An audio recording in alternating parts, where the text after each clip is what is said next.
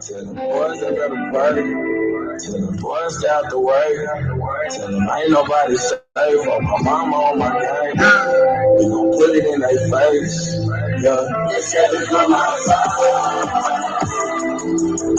Niggas always stepping names, God knows stepping out with life. Until it hurts, it ain't no mercy, that's just how we made. You heard that church up in my verses, cause that's how I raised. I told God he gotta forgive me, I'm insane, no. Get down on my knees when I'm in pain, no. Tired and there ain't no money. Oh, Jesus, please, can you feel my needs? Tired of fucking up, I'm in the streets. So I take away this hurt inside me.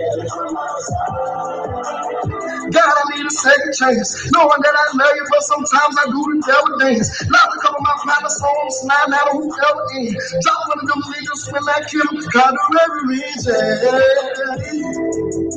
Cause no weapon formed against me shall prosper. God, know I'm clutching on this chopper.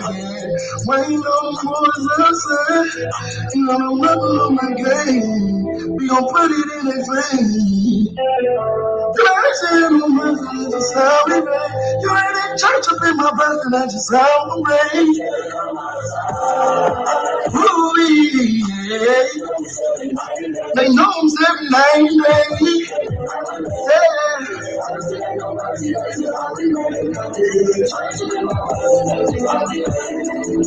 Please tell me God is there in heaven for a real one. I had to smoke him, even Moses had to kill one. Yeah. Hey, man. Long live my boy Mo3, man. Enjoy life, smile every day, man. No matter the circumstance, man. Much love to the chat. The whole entire gang, man. LDBC. It's your boy 503 Line, man. Houston Hardhitta TV and the place to be. You know what I'm saying? With the young OG, man. 503 Line, man. Big ups to everybody in the chat. Tom Brown, CMB 100, Jamaican. Chalice, what's up with it, man? My boy Bruce Goes. You know what I'm saying? What's going down with it, man? Fight week, man. We got a lot going on, man. Press conferences was today. I just got done watching a little bit of it. Boys looking real good. You know what I'm saying? Lot to talk about, man. Terrence Crawford goes live. He trying to get him some clout, talking about he want to fight Earl. He want to do this. He want to do that. He just want to make the fights. All this and all that. You know what I'm saying? He flip-flopping. 1 minute is this, 1 minute is that. You know what I'm saying? So I don't know. I don't know what's up with this dude, man. You know what I'm saying? But nonetheless, we do got these good fights this weekend, man. Earl Spence. You know what I'm saying? You know what I'm saying? It's going down. Fight week, baby. Goddamn right, Jamaican Chalice. Fight week is going down, man. Who y'all riding with, man? Is Earl Spence Jr. over his head? In over his head with this one? You know what I'm saying? Is he going to paint the city red with this one? You know what I'm saying? Who fucking with the boy, man? Like Lil Wayne say, who fucking with the boy, man? Who fucking with EJ? Who is anybody picking Danny to win this fight? Is anybody picking Danny to win this fight?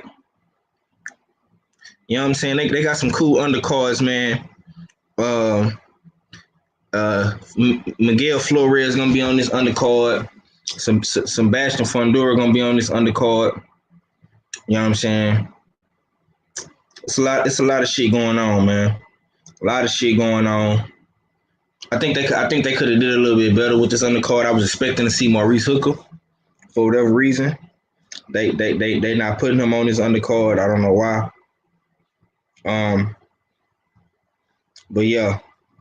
And man, they promoting the fuck out this fight too, man. You know what I'm saying? I'm seeing this fight everywhere. I'm hearing it on the radio. I'm seeing it on YouTube. I'm seeing it on ESPN. I'm seeing it on Fox Sports 1. So they're using all avenues to promote this fight. I think this fight could do at least 300,000 to 400,000 buys easy. A lot of people did buy that Mike Tyson that Mike Tyson and Roy Jones fight. So the numbers might affect that a little bit because people probably already spent their little extra money. We got the holidays coming up, but it's the first week of December, so you know what I'm saying. I don't know. Jamaican Chalice say after listening to EJ on First Take, I got EJ by 11 round TKO. Before that, I had EJ by wash unanimous decision. Yeah.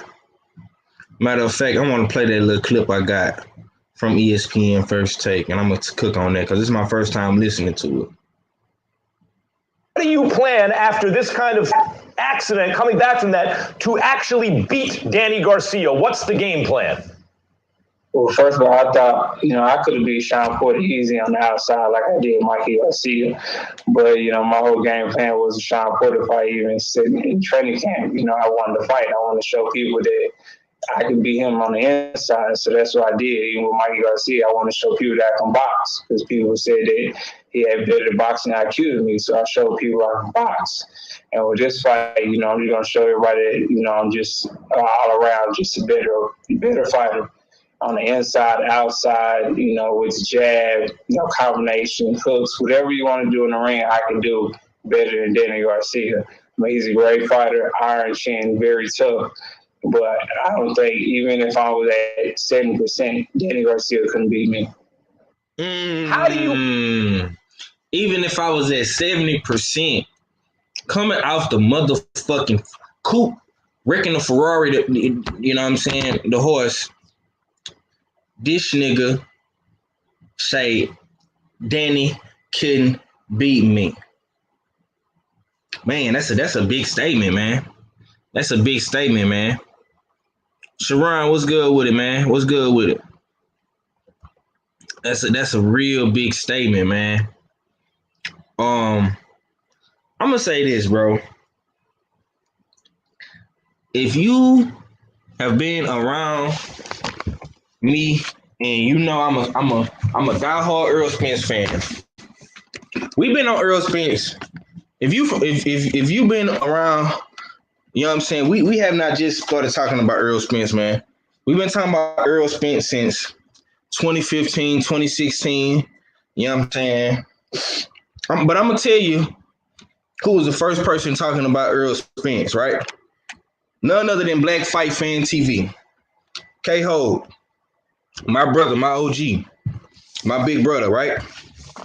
He was the first person talking about Earl Spence. He put everybody on Earl Spence. He put me on Earl Spence. This kid was fresh out the Olympics. You know what I'm saying? Trying to make his way. And if you know Earl Spence, you know this, bro. It's hard to beat a focus and determined Earl Spence, right? And that's what we get in this fight. Garda Green in the building. What's good with it, bro? What's good with it, Garda Green? You know what I'm saying? Danny is a great fighter, but let's be real. Danny has gotten way more opportunities than Earl Spence. Even at 140. He's been in a lot of big fights. Okay, Danny was one of Al's fave five. You know what I'm saying? Before Earl Spence, okay. He had Amir Khan, Lamont Peterson, Sean Porter, Thurman, and Berto. That was his Fab Five of the welterweights. You know, Floyd set above everybody, but Danny was in the Fab Five of the welterweights. Okay, he has gotten a lot of more better opportunities than Earl Spence. It's hard to stop a focus and determine Earl Spence, man. What you guys have to realize and understand, Chef Boyardee, what's good, man? What's good with it, man? I see you at the stadium. You know what I'm saying? You going to the fight? You going to the fight this weekend, man? Y'all going to that fight, man. Tap in. Tap in with the brothers at the LDBC meet and greet in Dallas. You know what I'm saying?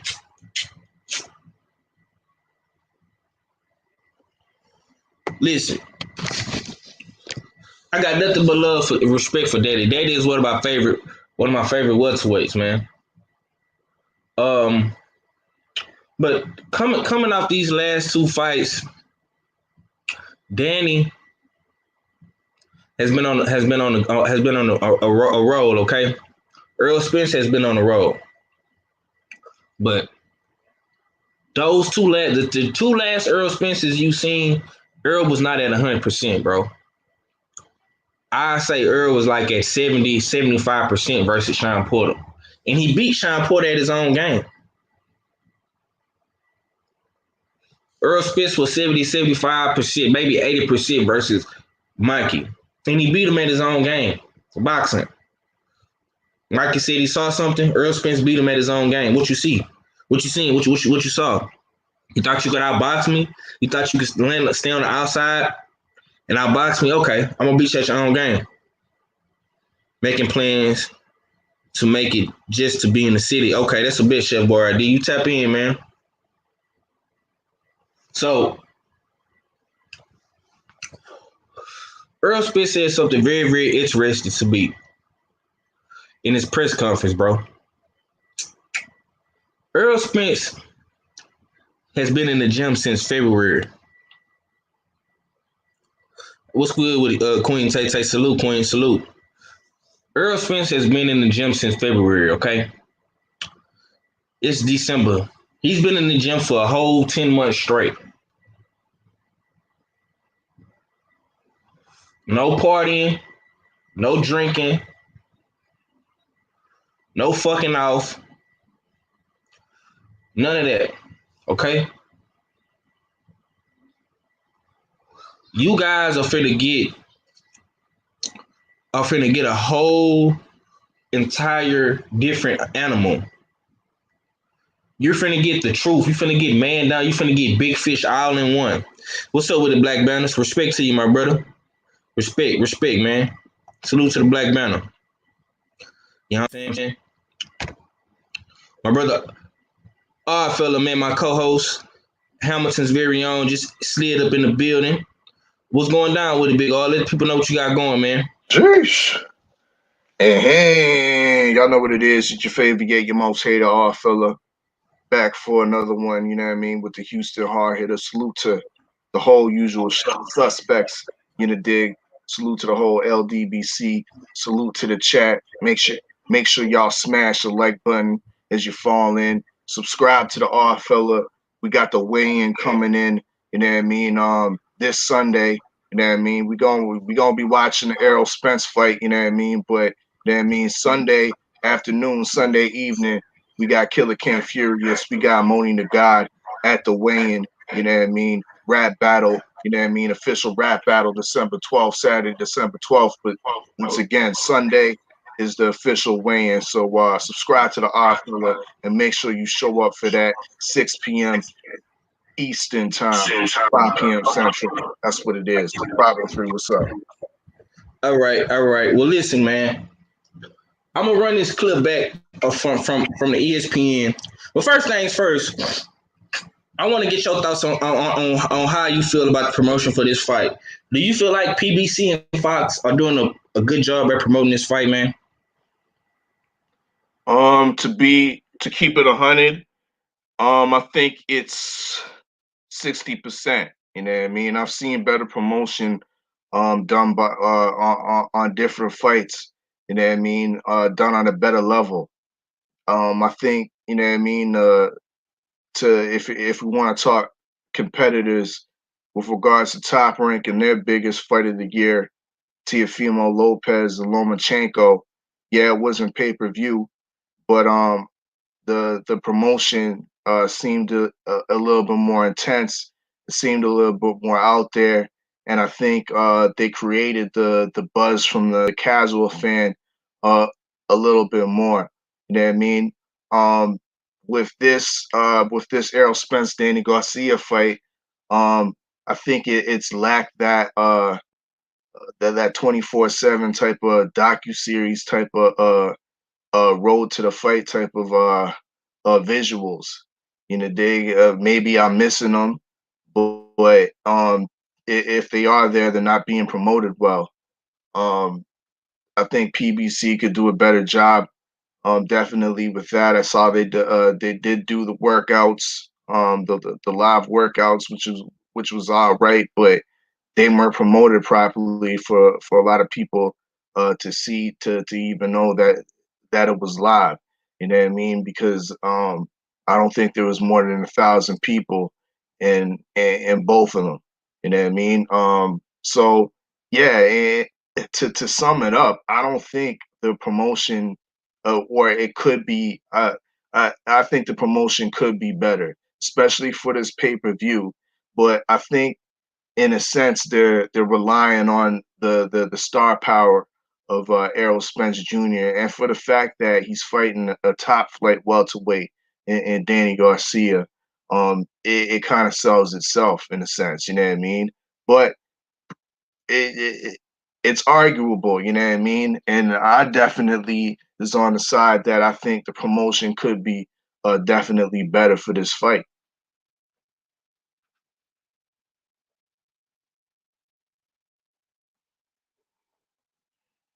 503, what's good? Okay. Okay, go ahead. Yeah, I was cutting my fan on. It's a little hot in here. Okay, Mahari Nation, Stormy B man, Drew Titan, salute, man. Salute for everybody following in. Please smash the like button. If y'all just coming in, I appreciate everybody tuning in the chat. But I gotta slightly disagree with you. You say 60%, I say 75, 80%. They have been promoting this fight, man. I'm hearing it. I don't know. Maybe that's because I'm in Texas, but they've been promoting it on the radio, even on FS1, Undisputed. They've been running ads since last week, commercials. ESPN is even promoting this fight. Earl Spence was on ESPN First Take today. I see you in the building, Eric R. Denise Woods. Y'all be sure to go add me on Facebook too, man. On Smoke City Mobcast, LDBC, man. That's the Facebook page. I'm gonna figure out how to start streaming and going live on Facebook with my YouTube too. I gotta talk to Stay Ready to see how to do that. But y'all follow me on Facebook too. I just made the Facebook page. You know what I'm saying? So y'all tap in on Facebook too. And all the good boxing groups on Facebook. But I gotta disagree with you slightly. Because they have had. Have you watched any of the fight camps? They got like 3 or 4 episodes of the fight camps on FS1 on YouTube as well. You're right about that. You know what I'm saying? They could have done better, but I do agree with you in the sense that they are relying a little bit on Errol Spence's star power, and I think that can only take you so far because Errol Spence does have a good, solid fan base, but you have to get this fight to the masses. But like I say, if you watch FS1, if you watch Undisputed, if you watch ESPN First Take, they've been talking about it. But I want to get your thoughts, man. I'm gonna play this clip. I'm gonna run it back for you.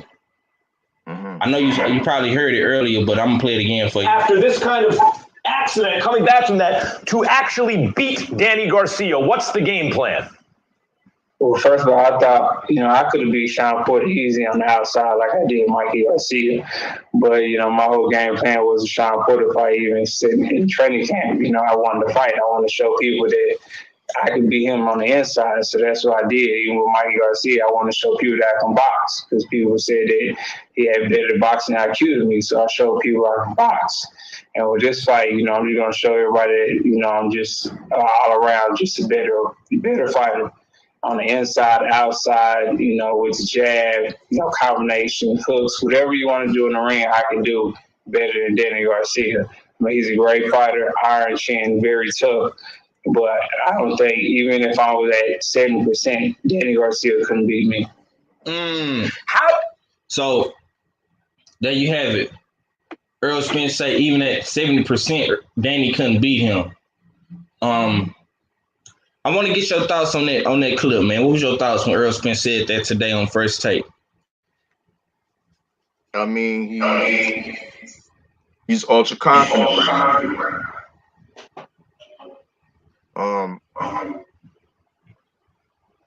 This is what we want to hear from Errol Spence. We want to hear this type of confident talk.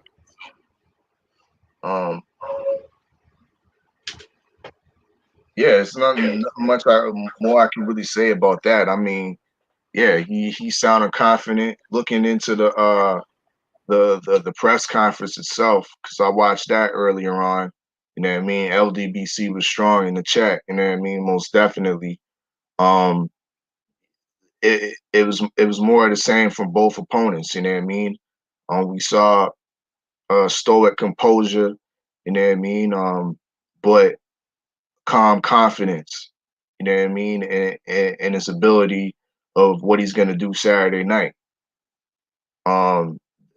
It's as simple as that.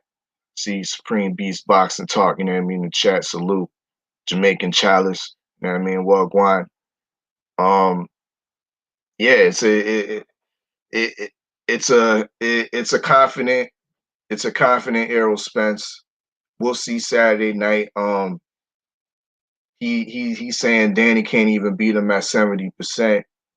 We have Danny saying that he gonna knock him out in the 7th round. Yeah, we gonna see. It alludes to saying that Errol Spence, he believes in his mind that he's somewhere close to 100%. You know what I mean? So, yeah, that's my take on that. All right, hey, hold it down for me right quick, bro. Indeed, indeed. Salute to the whole chat, though. Make sure y'all smash the like button, you know what I mean, for the Houston Hard Hitter. You know what I mean? Subscribe to the 503 Lion. Subscribe to the Odd Fella. Once again, we got an upcoming weigh-in, you know what I mean? The weigh-in for the upcoming rap battle going down on the War Report with our LDBC star, you know what I mean? Moni the God, Moni the Writer, you know what I mean? Moni Brown TV versus Canada's own Killer King Furious, you know what I mean? So show up for that, 6 p.m. Eastern time, you know what I mean? 5 p.m. Central on the Odd Fellas channel, my channel. The show is called The War Report, and it goes down. MJ's Total Health and Wellness Enrichment says salute, fam. Salute, you know what I mean? Salute from me and 503. David Scott III says salute 503 panel and chat. Salute to you. Supreme Beast Boxing Talk says salute, family. Salute, famo. You coming on? You know what I mean? 503 probably send that link. You know what I mean? Come on over. Bruce Gold says, you're talking to Supreme Beast Boxing Talk. He says salute, homie. You know what I mean? And Stormy B's laughing out loud. He says the Odd Fella salute. Salute OG Stormy Bait. That's what it is, you know what I mean? Hey, what's good with Reggie Owens? He ain't been I haven't been seeing his lives lately, you know what I mean? Salute to Reggie Owens out there. Yeah. I was listening to Reggie Owens. He was on Stormy B Man page the other day. They do their little live streams over there on Stormy B Man, but I haven't been seeing nothing from Reggie Owens page. He probably was taking a little break or something. I don't know, but yeah, man. I'm gonna send you a link though, Supreme, if you want to jump on right quick. But let me get your thoughts. Let me get your thoughts on what Danny Garcia had to say. Do you think him coming in saying he gonna knock Earl Spence out? Do you see that happening, or do you see him having any success in the beginning of the fight with Earl Spence? I mean, sometimes I find Danny Garcia delusional. You know what I mean? Because take it to the press conference. He's talking about. I think the question was posed to him, how you feel about fighting in Texas or something like that. And all of a sudden he acting like Texas is his second home and he got a bunch of fans in Texas. I'm thinking like niggas don't know you like that in Texas. Like they don't fuck with you like that in Texas. I'm just thinking like, you know what I mean, from a nigga, you know what I mean, from the outside looking in. I'm like thinking, nah, man, I don't think it's like that, Danny. So I'm like, that's just another thing for me to believe that this nigga's delusional. You know what I mean? So to with that being said, for him to say a knockout of Errol Spence in seventh round or a stoppage of Errol Spence in the seventh round, you know what I mean, is another delusional statement to me. You know what I mean? But at the end of the day, this is boxing, you know what I mean? And anything can happen, you know what I mean? In a sport, this is why we watch the fights, you know what I mean? And the shit's not just calculated up on paper, and that's what it is. So there is a small chance, you know what I mean? But like I said, I think that's just another delusional statement from Danny Swift Garcia. Right. Okay. Well, Terrence Crawford went live yesterday, man, and I hear a lot of people talking about it and posting it and stuff. And he had a lot to say about Earl Spence. Everything boxing and sports, man. What's popping with it, bro? Lawrence Williams, OG Eric R. He say Reggie Owens posted a heartwarming Thanksgiving post. Yeah, I haven't really been seeing Reggie Owens on the thing. Lawrence Williams, I see you in the building too, my boy. But again, I'm a play this right here, and this is what my man's had to say. You know what I'm saying? Line them up. You already know who to talk to. I got one person to talk to is Al Heyman. They got one person to talk to when we get this fight on the road. So they already know after I put on this great show come December 5th, whoever else in my way, let's get it. Exactly. Line them up. And my man say, holler at Al Heyman. All you got to do, you want the fight, man, holler at Al. You know what I'm saying? Line them up. Ain't nobody ducking nobody, bro. Ain't nobody ducking nobody. Lawrence Williams said, are y'all going get on the Spence undercard? Yeah, we're going to talk about that too, man. But my brother Cadillac Red, what's going down with it, bro?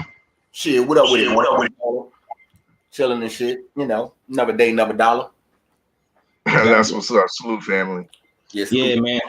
Okay, I want to get your thoughts, man, on the promotion for this fight, bro. How you feel about the promotion of this fight, man? Do you feel like they promoting this fight good enough for you, for your likes? In normal situations, I would say no, but the way that the COVID and all that other shit is, I think they're doing the best that they can. So I'm not too disappointed. I have noticed that I've been seeing commercials a little bit of everywhere when it comes to, you know what I'm saying, the fight coming up and all that. So I can say I have seen that. But I mean, you know, for it to be the COVID and shit, I mean, I think it's right on par. Right. Okay. Well, did you see Earl Spence on? Did you see him on First Take today? Nah, I didn't see that. I didn't even see that. I was at work and shit today, so I missed all that. Okay. Yeah, well, on the undercard, man, they got let me see. Hold on. They have Fundora versus Ahmed because Jorge Cota caught Corona. Sebastian is the towering Inferno. He a real tall, lanky guy at 154. He doing his thing. They got Jose Zito Lopez versus Francisco Santana. That's for a 10-round welterweight fight. And they got Mexico's Eduardo Ramirez versus Miguel Flores in the WBC featherweight title eliminator. All right, fella, what's your thoughts on the undercard, man? Do you think the undercard could have been a little bit more better? Are you familiar with Sebastian Fundora? I know you know about Josecito Lopez and Miguel Flores, man. What's your thoughts on the undercard, though, bro? You talking to me? Probably. I was talking to Arthur, but I'm gonna come to you next, bro. I got you. Okay, my bad. Salute to the Black Banner. You know what I mean in the chat. You know what I mean, Lawrence Williams.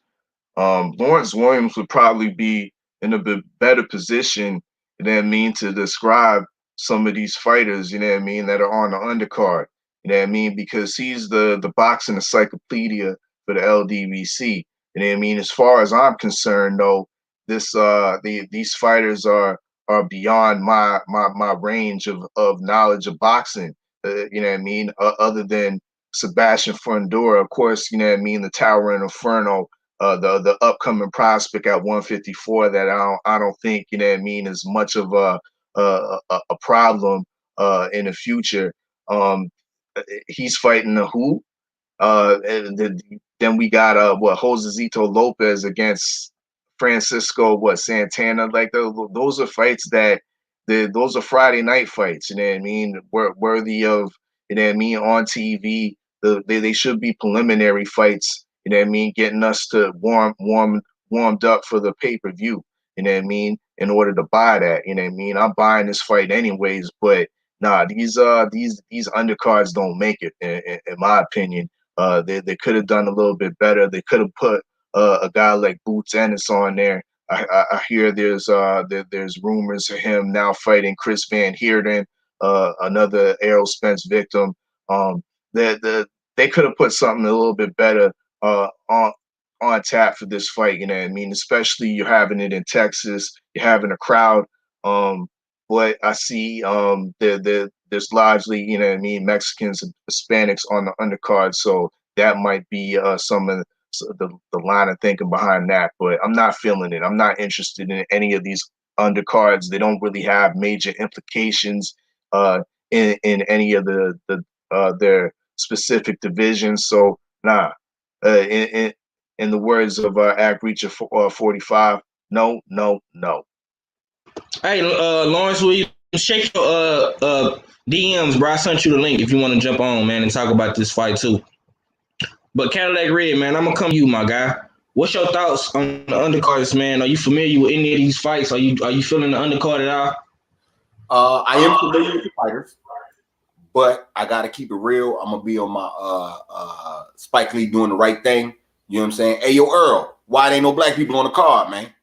You know what I'm saying? I need black people on the card. And I do know we in Texas, and it's a big Mexican American community there. So you know you got put on for them. But I need brothers on the card, man. I'm tired of seeing the big names, the big big names as black fighters carrying everybody else. I'm not feeling that shit. You know what I'm saying? You could put other brothers on the card that's coming up and let them get some of that spotlight so we can spread the wealth. You know what I'm saying? We all got to bring each other up and fuck them. I mean, you know, they still got to be there. You know, you got to still do what you got to do for the people and all that. But, man, fuck all that, man. You know what I'm saying? I need more of the brothers on the card when it's big fights like this because people paying their money to see that shit. So if you going to, you know what I'm saying? Don't give me, I understand filler fights and all that. But, yeah, man, I need, you know what I'm saying? Like Sheba King said, why ain't no black people on the card, Sal? You know what I'm saying? Nah, man, that's a fact, man. That's a fact. I gotta agree with y'all, brothers, man. Like I say, man, I wanted to see Maurice Hooker on this undercard, man. For whatever reason, though, he ain't on there. You know, like Jerron Bruce Ennis would have been a great addition to this undercard, man. It's rumors. I heard that he was supposed to be fighting Delorme, but they say Delorme caught Corona. So I think Chris Van Heerden will be a good replacement. That's a tough African guy from South Africa, I believe. So I wanted to see Delorme myself, man. But if not Delorme, then I think Van Heerden will be a good fight for Bruce Ennis. You know what I'm saying? So it is what it is, man. But yeah, Lawrence, if you want to jump on, my boy, check your DMs, man, and you know what I'm saying, we gonna keep cooking, man. I'm gonna send out some more links to some more of the brothers I need. Let me see. I'm gonna send it to Money, and I'm gonna tell him to send it to Keon on everything boxing and sports. I don't know what. I think Stay Ready at work, and I think Act at work too. But yeah, man, these undercards is trash, though, man. I'm gonna just keep it G real, man. Yeah, CB Sports, fuck the undercards, man. Yeah, that undercard trash, man. It really is, man. Y'all got to do better, man. The Charlo undercards was better than this shit. You know what I'm saying? But anyways, man, we're gonna keep it pushing. I want to get y'all thoughts on what Terrence Crawford had to say. He went live yesterday, and he had a lot to say, man. I'm gonna play a little bit of it, and we're gonna cook on that right quick.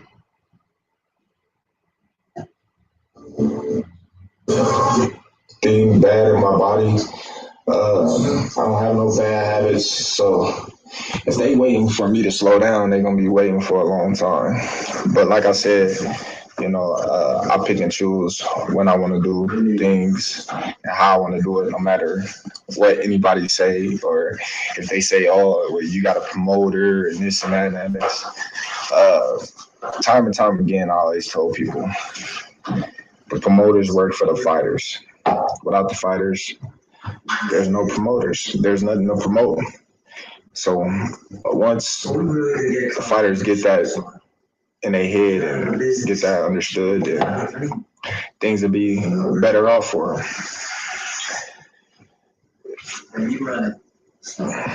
Let me do what I do best. Whichever one come next, it don't matter to me. Like I said, I fight them as they come. I never was the type of fighter to shy away from a fight. I'm always running to the fight. I'm always getting called off to box more. I'm never the type of person to be like, "Hey, don't stand in front of this guy." I'm like, let me see what he's gonna do. Let me see what he's about. Survival is not defeat. You're resisting change.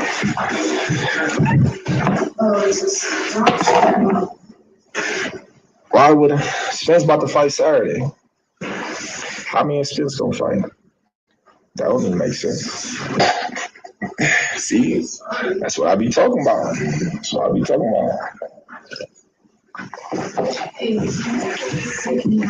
I want that fight though. That's one fight that I really want. Spence and Pacquiao. Them the two fights that I really want. That I really be looking forward to in the near future. I really want Spence just to show and shut everybody up and see what they're gonna say after that. Because I know it's gonna be a lot of excuses and bandwagon ship, and it's gonna be wild. It's gonna be wild. Yeah, so y'all heard him. This was yesterday on Buzz Instagram. He went live on IG, and he had a lot to say. You just heard him verbatim. He said he wants a Spence fight. He wants a Spence fight because that's the fight that people are cramming for. He want that fight to shut the fans up. He says it's gonna be a lot of bandwagon and dick riding after that motherfucker. You know what I'm saying? So I'm gonna come to my brother Cadillac Red, man. Cadillac, what's your thoughts on what Bud had to say about Earl Spence wanting that fight next? He's saying he want Earl now, but when they put them cameras in front of his face on ESPN, it was all Pacquiao. But when he get on his own live stream on his verified Instagram page, he say he want Earl, man. Is this a clout chase by Bud? Do you think your boy really want that smoke, man? I do think he want. I'm not gonna say he don't want the motherfucking Earl Spence fight. They both of them want that smoke. But like I said before when we had this conversation previously, he understand that if he want 50-50 from the Spence fight, he gonna have to get the belt from Pacquiao. So that's why I think that all that Pacquiao talk is in the mix, because Pacquiao held on to the belt. If he ain't hold on to the belt, then I think it'd be another tune when it come to Pac. But I mean, it's fight week. This what they supposed to do. You know what I'm saying? It's Spence fight. We know who the bigger fighter is. You know what I'm saying? So, you know, of course he got to say something about all what's going on. And he don't got no people to talk for him. Like, he ain't got us. You know what I'm saying? Ain't nobody really going up to bat and doing videos and all that shit for Bud. So when you don't got that, you do got to hop on a live yourself and do shit a little bit different than the norm. So, I mean, you know, all those, I see all those play into the factor. But, I mean, you know, you got to want that Spence fight. Everybody, you know what I'm saying? That's one of the biggest fights in boxing. There's no debating that. So I don't think it's a clout chase. I don't think, like I said, I don't think Earl's scared. I don't think Bud's scared. I think they just, you know what I'm saying, got to get that business right. But all in all, I mean, you know, it was a nice little talk. It was some bullshit here and there that he was saying, but it was a lot of real shit that he was saying too. All right. Appreciate you, my brother. My brother, Money Brown TV, Money the Big Stepper, St. Louis just entered the building. What's going down with it, bro, yo? You know, it's coming through the stuff with you, dog. What's going down, brother? Oh man, I can't call it, man. Glad to have you on, man. Glad to have you on. And my brother Stay Ready just came in too. What's going down with it, Stay? Man, chilling. Just went to go look, headed back to work. Went to go look at these puppies, man. About to give me another dog. Okay. What kind of dog you getting? You getting a pit bull, or what kind of dog you got? You know, that's my thing. I fuck with the pits. I just don't talk about it on it like that, but I do. You know, and dude just had some. He had 11 puppies, and I went to go check them out. And I already picked me up one and gave him half the money now. Pay him the other half at the beginning of January when they're ready. Already. Okay. Well, I'm gonna come straight to you because I know you back to the grind. What was your thoughts, man, on what was your thoughts on what Bud had to say on his live stream yesterday? You seen he said he want the Earl Spence fight. He really want the Earl Spence fight because that's the fight that the fans want, and it's gonna be a lot of bandwagoners and dick riders jumping ship for that. So what's your thoughts on that, man? That's what he said. So let me say this, because if he really wants that fight, he'll stop blocking. I know people talking about when he ain't blocking the fight, he calling out and asked to sign the contract. Well, that's a fallacy, because he can say, his mouth can say a million and one things, but he already came out and said he's not accepting 60-40. But you bringing accolades from different weight classes to what's going on right now with 147. That's not gonna fly. You know, when Danny came up, Danny had to fight Danny fought for a vacant title. He sat there and said, you know, Danny is a nobody. But I'm sorry, Danny kind of fought better competition than Bud. That's not taking nothing away from what Bud has done at 147. I like what Bud. I mean, it doesn't take what Bud done in his career, but it does say that Danny is better competition than what you have been fighting. I'm sorry, nobody that Bud has fought can equal up to anybody that Earl has fought at 146. Maybe so when that 60-40 talk, you got to look at it for what it is, man. I can't sit back and just accept that you saying you want 50-50 when you're not bringing 50-50 to the table. If I got a business and you got a business, let's say both of y'all are two different businesses, Sprint and T-Mobile. T-Mobile has more customers than Sprint. T-Mobile has a better net worth than Sprint. T-Mobile has a bigger profit margin than Sprint. But when they merge, guess what name they went with? They went with T-Mobile. It's not gonna be Sprint no more. It's T-Mobile. It ain't no 50-50 split. They merged. It wasn't 50-50. So when Bud and Earl meet in the ring, we're not. Ain't nothing about what you did in the past is gonna matter when you're not bringing the fan base. You're not bringing the same amount of money to the table. When it comes to that fight, everybody wants that fight, and I want that fight just as bad as Bud do, just as bad as you do. We all want to see that fight because that is the biggest fight to be made in boxing, in my opinion. And when it comes to the table, as of right now, that 60-40 is in Earl's favor. And when Earl go in here and fight Danny, it's still pay-per-view. That'll be 3 successful pay-per-views compared to 0 successful pay-per-views. If you really want that fight, that 60-40 is the best thing you got going right now because you're not gonna get 50-50. Yeah. So who's holding up the fight? I mean, you know what I'm gonna say. You know what I'm gonna say. I'm gonna say Top Rank. I'm gonna say Top Rank and Bud team. You know what I'm saying? Well, I know that, but I'm just saying I like Bud. Right. Yeah, man. Okay, Money. I'm gonna come to you, my guy. What's your thoughts on what Bud had to say, man? I know y'all boys had a whole debate. And if y'all haven't checked that out, man, go to Everything Boxing and Sports with Money Brown and my brother Keon, man. Them boys had a good debate with Drew Mack, you know what I'm saying, and the whole Nebraska boys, man. But what's your thoughts on that, though, my bro? I mean, man, Keon forced that boy out the cubby hole. You feel me? We forced that boy out the cubby hole, man. There's people came in there talking all that shit, and it's just, man, the arrogancy, dog. Listen, I love Bud. Like I told them, I love him. I'm gonna continue to ride for him. He can say fuck me today, tomorrow, and the next day. I'm still gonna ride for the black motherfucker. But the thing is, dog, the shit that he be saying, he don't sound confident in it himself, dog. It's like when I heard Bud talk, dog, I heard other people. I don't hear Bud for real. I'm gonna keep it 100. I'm gonna keep it trill, dog.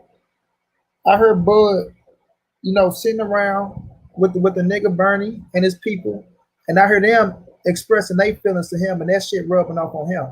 Because when he said it don't really sound sincere. He sound like he's trying to remember, what the fuck they said, and then he'll say some shit. You know what I mean? So, because he talking bullshit when he say, "Oh, Danny Garcia shouldn't even be a top fighter."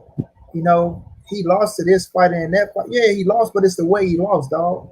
You're talking about a fucking 2-division world champion. You know what he did at 140, so you can't take away what he did at 140. Otherwise, what you did at 140 don't mean shit. You see what I'm saying? Danny was undefeated at 140. Last time I checked, homie. Just like you was undefeated at 140. Danny competition at 140, if we want to keep it real, was stiffer than your competition. You can't get pissed off at that.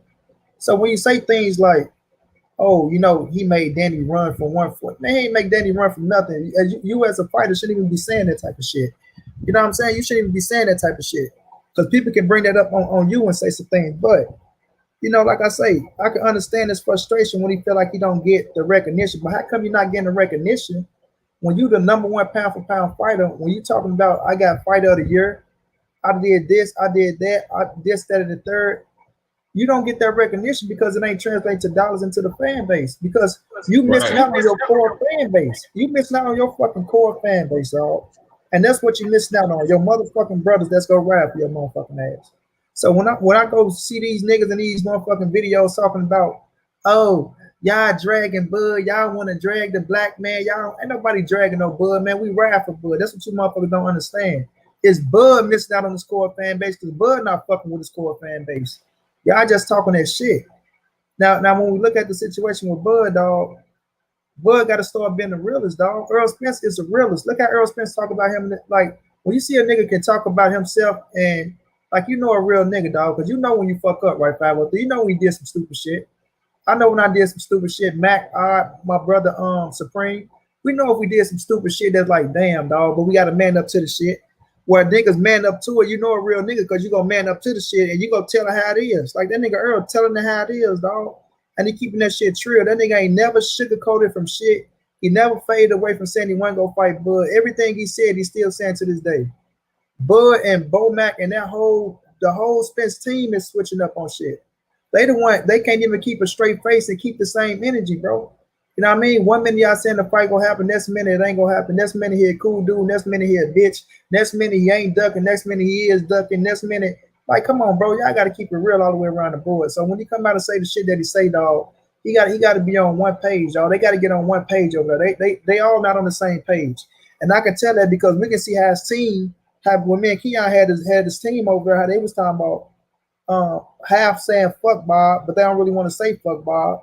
We got these motherfuckers admitting that Earl is the number one fighter, but they really don't want to admit that he deserved most of the money. So like y'all sitting around this motherfucker indecisive, really don't know what's y'all next move. Y'all really don't got to play. They really don't got to play. They really got to wait. Honestly, they really got to wait and see what the fuck could they scrape up and who can become available. When Earl Spence got 50 plays out in this motherfucker. You know what I'm saying? Earl got 50 plays out here, and they don't have they next play. They don't know what their next move gonna be. But Earl probably already got 3 or 4 moves already down before, even with the Danny fight right now. So I can understand the frustration from Bud, dog. I understand his situation, this, that, and the third. But like I told his cousin, we ain't here to hold no hands. You put yourself in that position, dog. You know what I'm saying? You put yourself in that position. So when you come out and you speak like this, yeah, you gonna get the internet buzzing, but you better have your motherfucking facts right. You know, your words hold weight because you are the nigga. You know what I'm saying? This ain't your little guard dogs or your cousin them coming out speaking up. Now it's really you speaking, and your words gonna hold weight. So when they say some shit, we can say it and be like, okay, well, that just coming from him. It ain't coming from Bud. But when you actually come out and speak that shit yourself, you better have them facts together, and you better understand what the fuck you saying before you speak, dog. Because real niggas ain't just gonna let that shit fly, and you gonna be held accountable for that shit. He really is, you know what I'm saying? So I rock with Bud, man. I hate to see him in this position, you know what I mean? But at the same time, we all grown mans. We all make our bids. We gotta land that motherfucker. And plus, you still getting your paper, so it ain't like it's gonna hurt you like that. But at the end of the day, 503, facts are facts, bro. And we can't turn away from the facts. You know what I'm saying? I wish this dude all the best, dog. I really do think he want the Earl Spence fight. I think he'll fight any motherfucker at PBC. But like I said, I just think it's the ego tip for him, bro. The ego tip to where y'all niggas ain't gonna force me to do shit. Y'all ain't gonna make me take no 60-40. Y'all ain't gonna make me do this. I did this, I did that. It's the ego trip with him. And he gonna have to take a step back and look at himself in the mirror and reevaluate, you know, what the fuck really going on. Cause you ain't driving this boat, bro. Earl Spence is driving the boat, dog. And in a minute he go in and took off in the helicopter on your ass. So he better get his shit together real quick and real soon, bro. That's all I'm gonna say on that on turns good. But I wish him all the best. Yeah. Hey, man, that's some trill shit. That's it. Hey, man, my brother broke it down perfectly. I see you in the building, Ancestral Rage. Jamaican Chalice say facts money. D Hodges in the building. Salute, bro. He say salute, stay ready. B&B, Boxing News in the building. What's good with it, bro? Eric R. say that's what I've been saying. They winging Buzz career at top rank. Earl Spence said what he's going to do and doing it. Yeah. And I'm going to let my brother R. fella cook on it too, man. But I'm gonna say this, man, before I let my bro go. Listen, man. Like Money said, bro, y'all all over the place, man. You and Bomac, y'all need to sit down. You and all your peoples in Nebraska and Omaha, y'all need to sit down, bro. Figure out a strategic game plan going into 2021, bro. Y'all need to figure out how y'all gonna attack getting these big fights for Bud. That's what y'all need to write on y'all drum board. Big fights for Terrence Crawford, Bud. Okay? Figure out how y'all gonna do that. Come up with a strategic game plan. Whether that's Kyle Al Heyman, Kyle Sam Watson, start attacking Earl on social media, or call out Earl Spence every other day on social media. You have to figure out what you're gonna do. Everybody needs to be on the same accord, because all this arrogance saying you don't need this, you don't need Earl Spence, you can go to the Hall of Fame.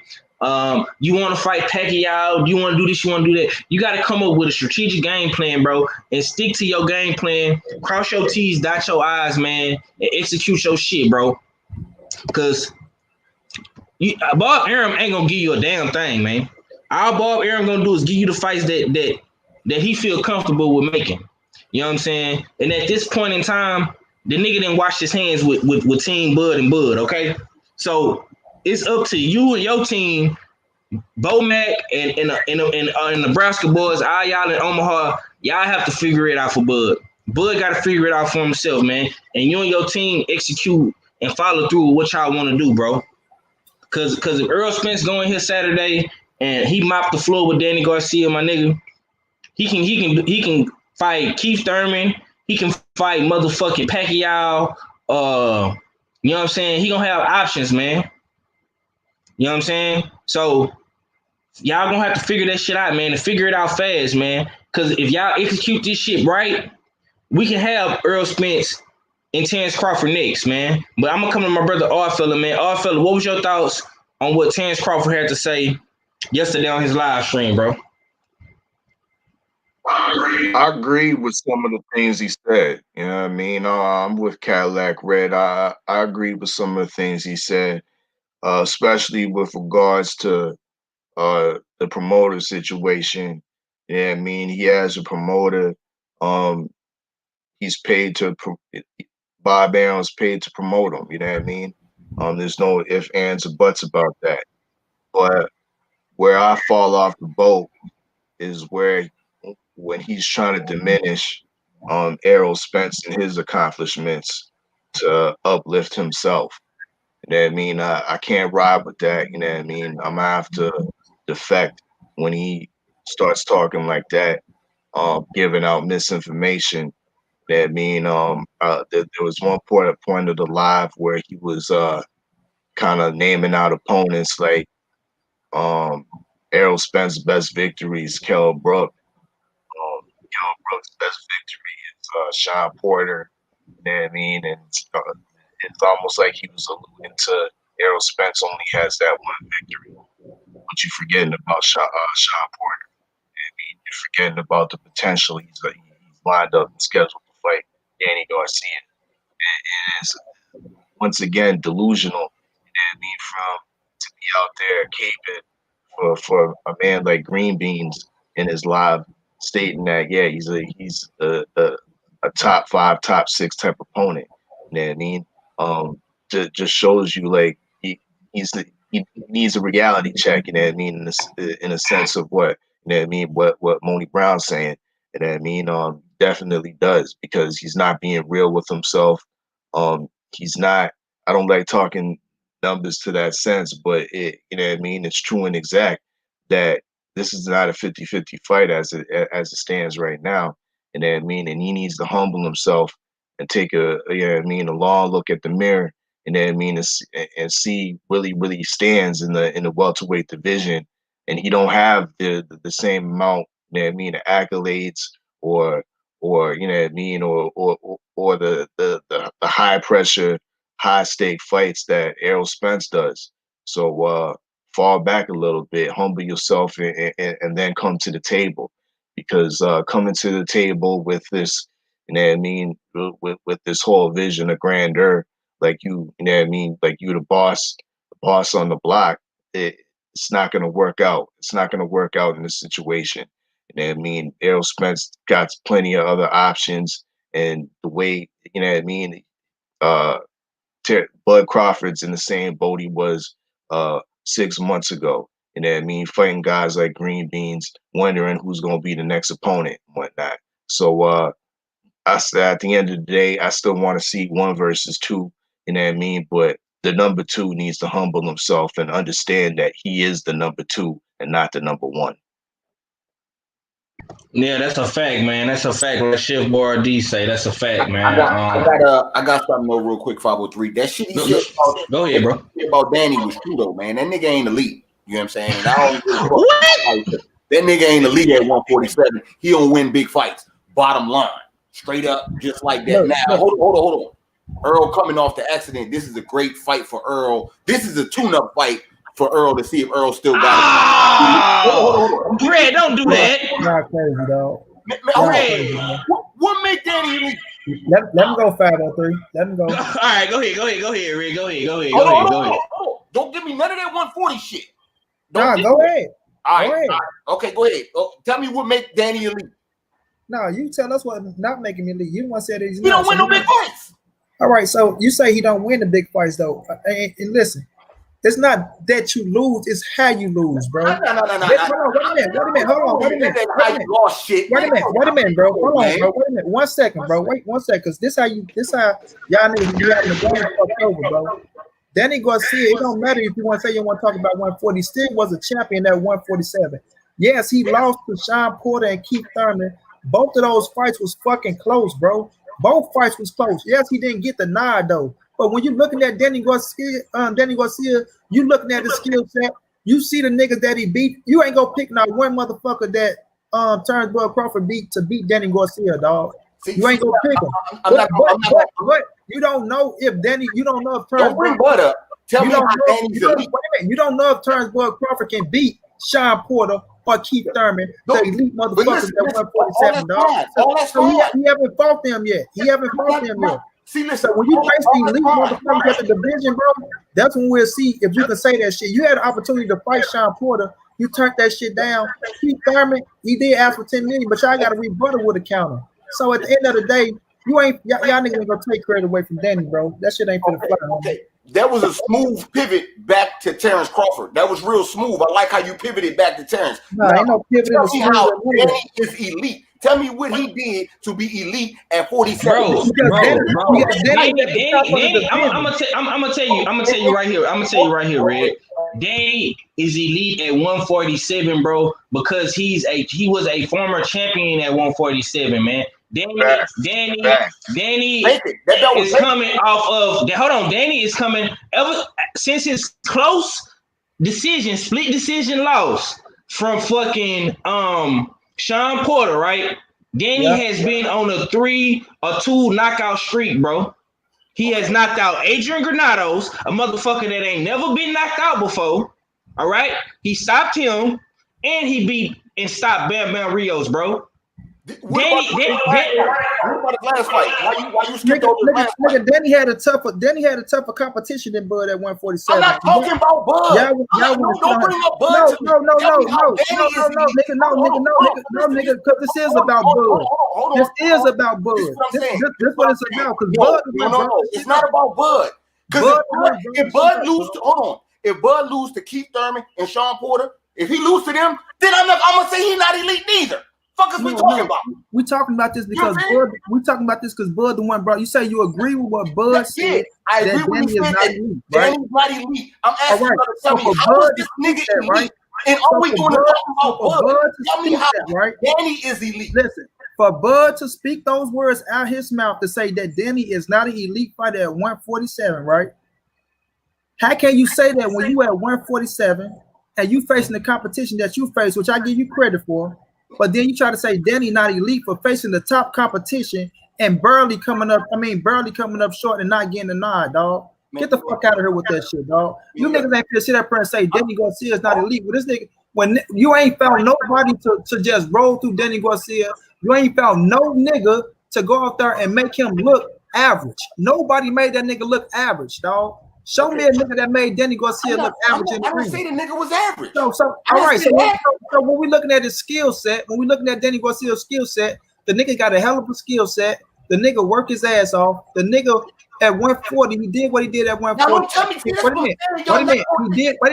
He did what he did at 140 that carried up to 147. Of course, he didn't beat the top niggas at 147, but he just missed. So when I'm looking at that situation, to me, it ain't that you lose, it's how you lose. Y'all niggas look at the losses and say, oh, the nigga lost. So y'all, he ain't elite. Nah, nigga, that don't stand for that, because you ain't gonna put any motherfucking nerve to whoop no Danny Garcia, dog. Nigga, you gonna be elite fighter. You gotta be elite fighter to hang with Danny Garcia and beat that nigga, dog. So that's how we know that nigga elite. Because ain't no regular nigga. You ain't gonna pick no regular Joe Blow or no average ass fighter to get in there and beat Danny Garcia. Ain't gonna happen. Like I said, he won a vacant title in all his big fights. He ain't win. All that history shit he did at 140, all that's erased when you at 147.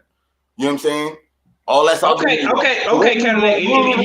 Because at 140 he nice, but we talking about at 147. You ain't winning no big fights. Bottom line, point blank period. You could put all kind of sugar on that shit.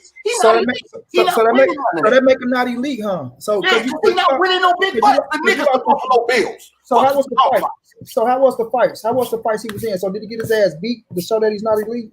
Man, all that almost shit counting horseshoes and hand grenades. Man, he lost them fights. Bro. Okay. Hold up. Cause Cadillac, I feel what you're saying, dog. And I know you want to ride with your boy. You know what I'm saying? But if you gonna play that game, it's not. Hold on, no. Okay, I'm not even gonna say a game. If you gonna push that narrative, bro, we can say the same thing about Bud. We can say Bud not elite at 147. We can say the same shit. Boy got a belt and he still got that bitch. But if he lose the motherfucker in a big fight, then I can't say that. You're right. He ain't got no big fights. You know what I'm saying? Hold on. And I'm not even saying, I'm not even putting the narrative on Bud. Like, I'm not saying, oh yeah, Bud's elite and Bud got a good brother. No, I'm not saying none of that shit about Bud. I'm just saying Danny is not elite. When they first made the fight, I was like, yo, why the fuck, how did he even get a fight? This nigga keep losing. Now, after what happened, you know what I'm saying, after the accident and all that other shit, yeah, this is a great fight for Earl to, you know what I'm saying, get shit better. Because he about to have some real fights. True indeed. You know what I'm saying? And I ain't trying to shit on Danny and say he a bum. Nah, not by any stretch of the imagination. But at 47, he ain't that. Hold on. Okay. Cadillac, what's your interpretation? What's your definition of being elite in the welterweight division, please? Like I said, winning big fights. If you got out of your 2 big fights you had, you lost both of them. You know what I'm saying? You lost to Keith, you lost to Sean. I barely want to say Shorty elite, but he beat at least he beat Danny. You know what I'm saying? But he got one more big fight and he lose that shit. I'm gonna start looking at him funny too. Like I gotta keep it real. I'm keeping it real with like even across the whole board though. I'm picking and choosing with the shit. Okay, man. I'm gonna let my brother Abe cook a little bit, man. He just came in the building. I was just about to jump in this. I was gonna say let me jump in real quick. But go ahead, Abe. Yeah, let Abe cook, and I'm gonna come right back to you, cuz I got you.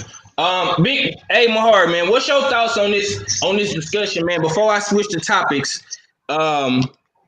do you agree with what Cadillac Red is saying, or do you disagree? And what's your thoughts on what Terrence Crawford had to say on his live stream yesterday? If you got a chance to watch that. All right. Salute to you guys. Thanks for allowing me to come in there. Chop it up though too. Appreciate the link 503. Cadillac Red, Monty Brown, stay ready, and Philip. Appreciate y'all, brothers. Hope y'all been doing good. The other thing too is I'm close to 1,000 subs though, guys. I'm at 944. I'm inching closer to the big 1,000, man. Congratulations, my boy. Keep going up. Yes, congratulations, bro. Hopefully tonight on Smoke City, we might get you over there. Yes, sir. Thanks, for sure, man. I appreciate it. Yeah, I appreciate it, guys. But go ahead, man. Go ahead. Cook up, man, because the pot is hot right now. The block is hot. Yes, it is. Cadillac Red got the block real hot. Go ahead, man. Okay. Let me get down to it there, because I was listening in to what Cadillac Red was saying when I was driving back home here, and it was heated, man. I'll tell you that. But here's my 2 cents about this. I'm gonna break it down in 2 separate subjects. Number 1, I do agree partially to what Cadillac Red is basically talking about. Yes, Danny Garcia has lost some fights, okay? But here's a big difference to this. Danny Garcia was not blown away in those 2 losses. He could have beaten Keith Thurman in the second half of the fight, because remember, Keith Thurman was not assertive in the second half of the fight, and he allowed Danny Garcia to get back into the fight. It could have went either way. Remember that. All right? Sean Porter was almost the same way. You know what I mean? Danny Garcia could have came back and basically beat either of those 2 guys. Let's not try to pick apart to the fact that Danny Garcia has lost to 2 bumps. He's lost to 2 of the best fighters in the division, regardless of what we want to say about it. It's not like Danny Garcia got blown out in those 2 losses. There were very close losses that could have gone either way. All right? That's the point. Because, again, we can say that he hasn't done much at 147. The names that he has fought at 147 are way better to what Bud was able to do. All right? He's fought against Robert Guerrero when he basically won the vacated, WBC welterweight belt, even though I never considered Robert Guerrero much of anything. He fought Samuel Vargas. He fought Keith Thurman and lost, knocked out Brandon Rios, had a good fight against Sean Porter and came up short, beat Adrian Granados. All right? Listen, the list that he's been able to achieve it's twice as better than what Bud was able to achieve. So how can you sit there and say that he ain't elite at 147 when he got all those names on the resume, when Bud at the same time his only elite name at 147 is Kell Brook? How can we say that? Right? And the other separate part about it is about the live stream is there was some truth to what Bud was saying, that when he came in at 147, the other dogs at 147 at the time said, go get a belt. He did that. He beat Joe Horn. after Joe Horn pulled out the upset against Manny Pacquiao, regardless of what people think. All right. The problem is this: you are letting your promoter block those fights that's going to get you elevated into that big level status. He should be up there with Earl Spence Jr. at this particular point, but he allowed his promoter to basically run amok and basically devalue his value. All right? He's devalued himself because he's allowed his promoter to crap all over him. So at the end of the day, I don't feel sorry for him whatsoever. He did this to himself. He knew what he was getting himself into when he resigned with Top Rank, not once but twice. And I have a feeling he's going to sign a third time because I believe, in my view, he is a kind of guy that just wants to worry about making money so his family's taken care of. He doesn't.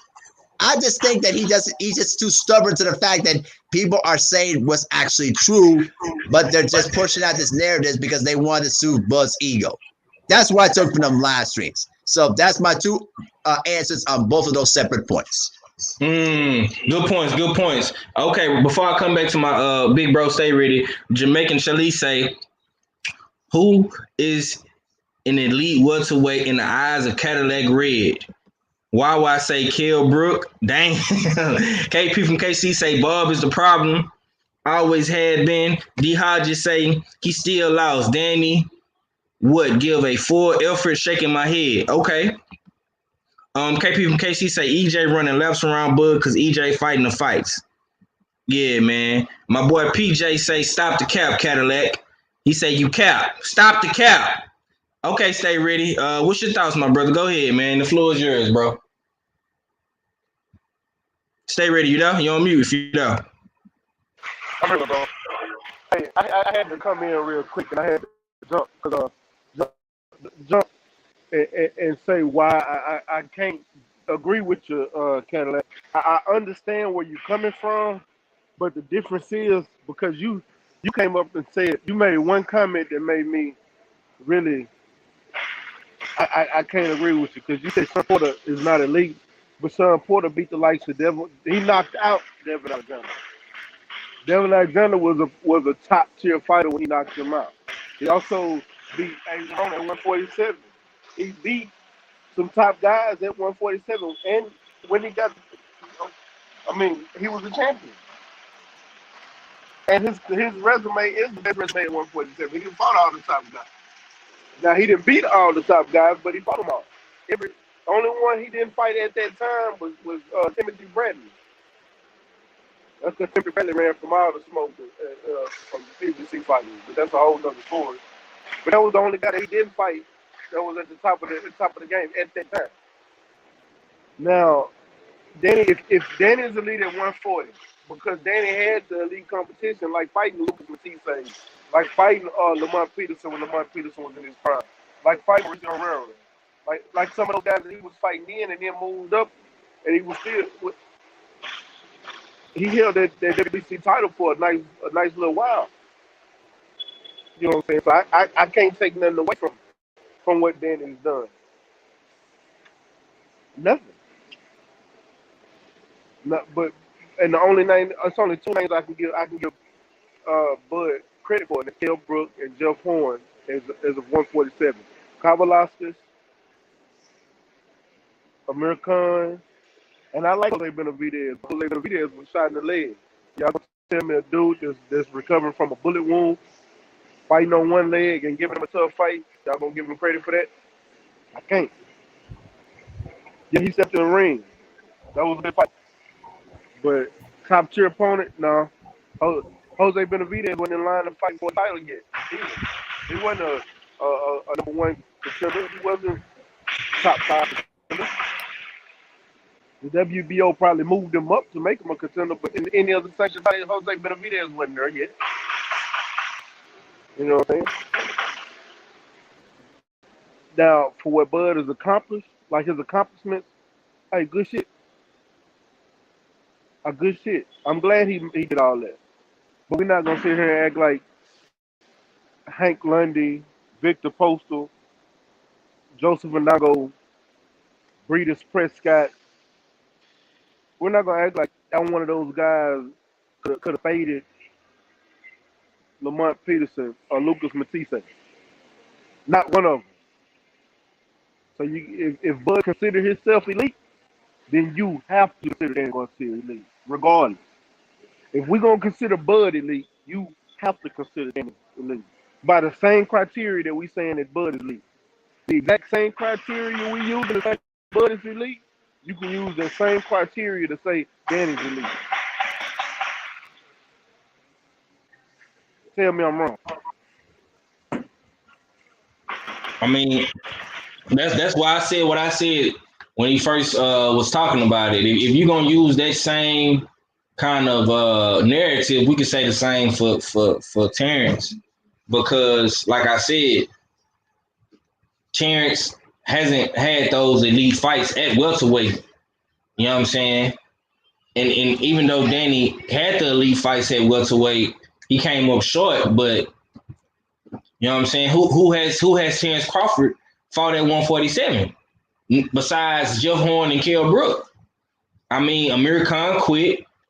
Jose Benavidez. I don't really look at him like an elite guy because shit, he got shot in the leg. So I mean, you know, it is what it is, man. But we're gonna keep it pushing into the next topic. What I really wanted to talk about, man. I want to talk about keys to victory, man, for both fighters. You know what I'm saying? I want to get y'all thoughts on that. So I'm gonna come straight to my boy Oddfella, man. What are your thoughts, man? Keys to victory, for both fighters, man. Earl Spence. You can do Earl Spence first, and then Danny second. Go ahead, man. Earl Spence keys to victory. Stay poised, box, a la Mikey Garcia in the earlier rounds. You know what I mean? Get your distance right in the earlier rounds. Shake the rust off. You know what I mean? Before you start really engaging, you know what I mean, with Danny Garcia in the later rounds. By that time, I believe Danny Garcia will have lost some steam in his punches. Will have lost some steam in his ability to possibly defend himself, to move himself around the ring. And that's when I think Errol Spence should go into his regular tactician mode and start breaking down and walking down on Danny Garcia and possibly stepping in for some exchanges. I think those are the keys to victory, you know what I mean, for Errol Spence to effectively and safely, you know what I mean, break down and get the victory from Danny. Now, as far as Danny Garcia goes, the keys to victory for him would be to possibly to change it up, and that for one, I would think maybe even you know what I mean, change it up and show some boxing ability. I don't know if he had. We all know he's flat-footed, but can he show some boxing ability using his feet, using a better grasp of his footwork? That I mean that might be fantasy, but it might be something that he needs to put into effect. Definitely, I think he needs to try to get in on the inside of Errol Spence and test the body out. You know what I mean? We all think about, you know what I mean? We talk about the head, you know what I mean, the head trauma possibly from a car accident, but the body also took a lot of impact. Errol Spence didn't never complain about his head, didn't complain about his jaw or his mouth, but he did complain about, you know what I mean, the pain emanating from his hip and his back.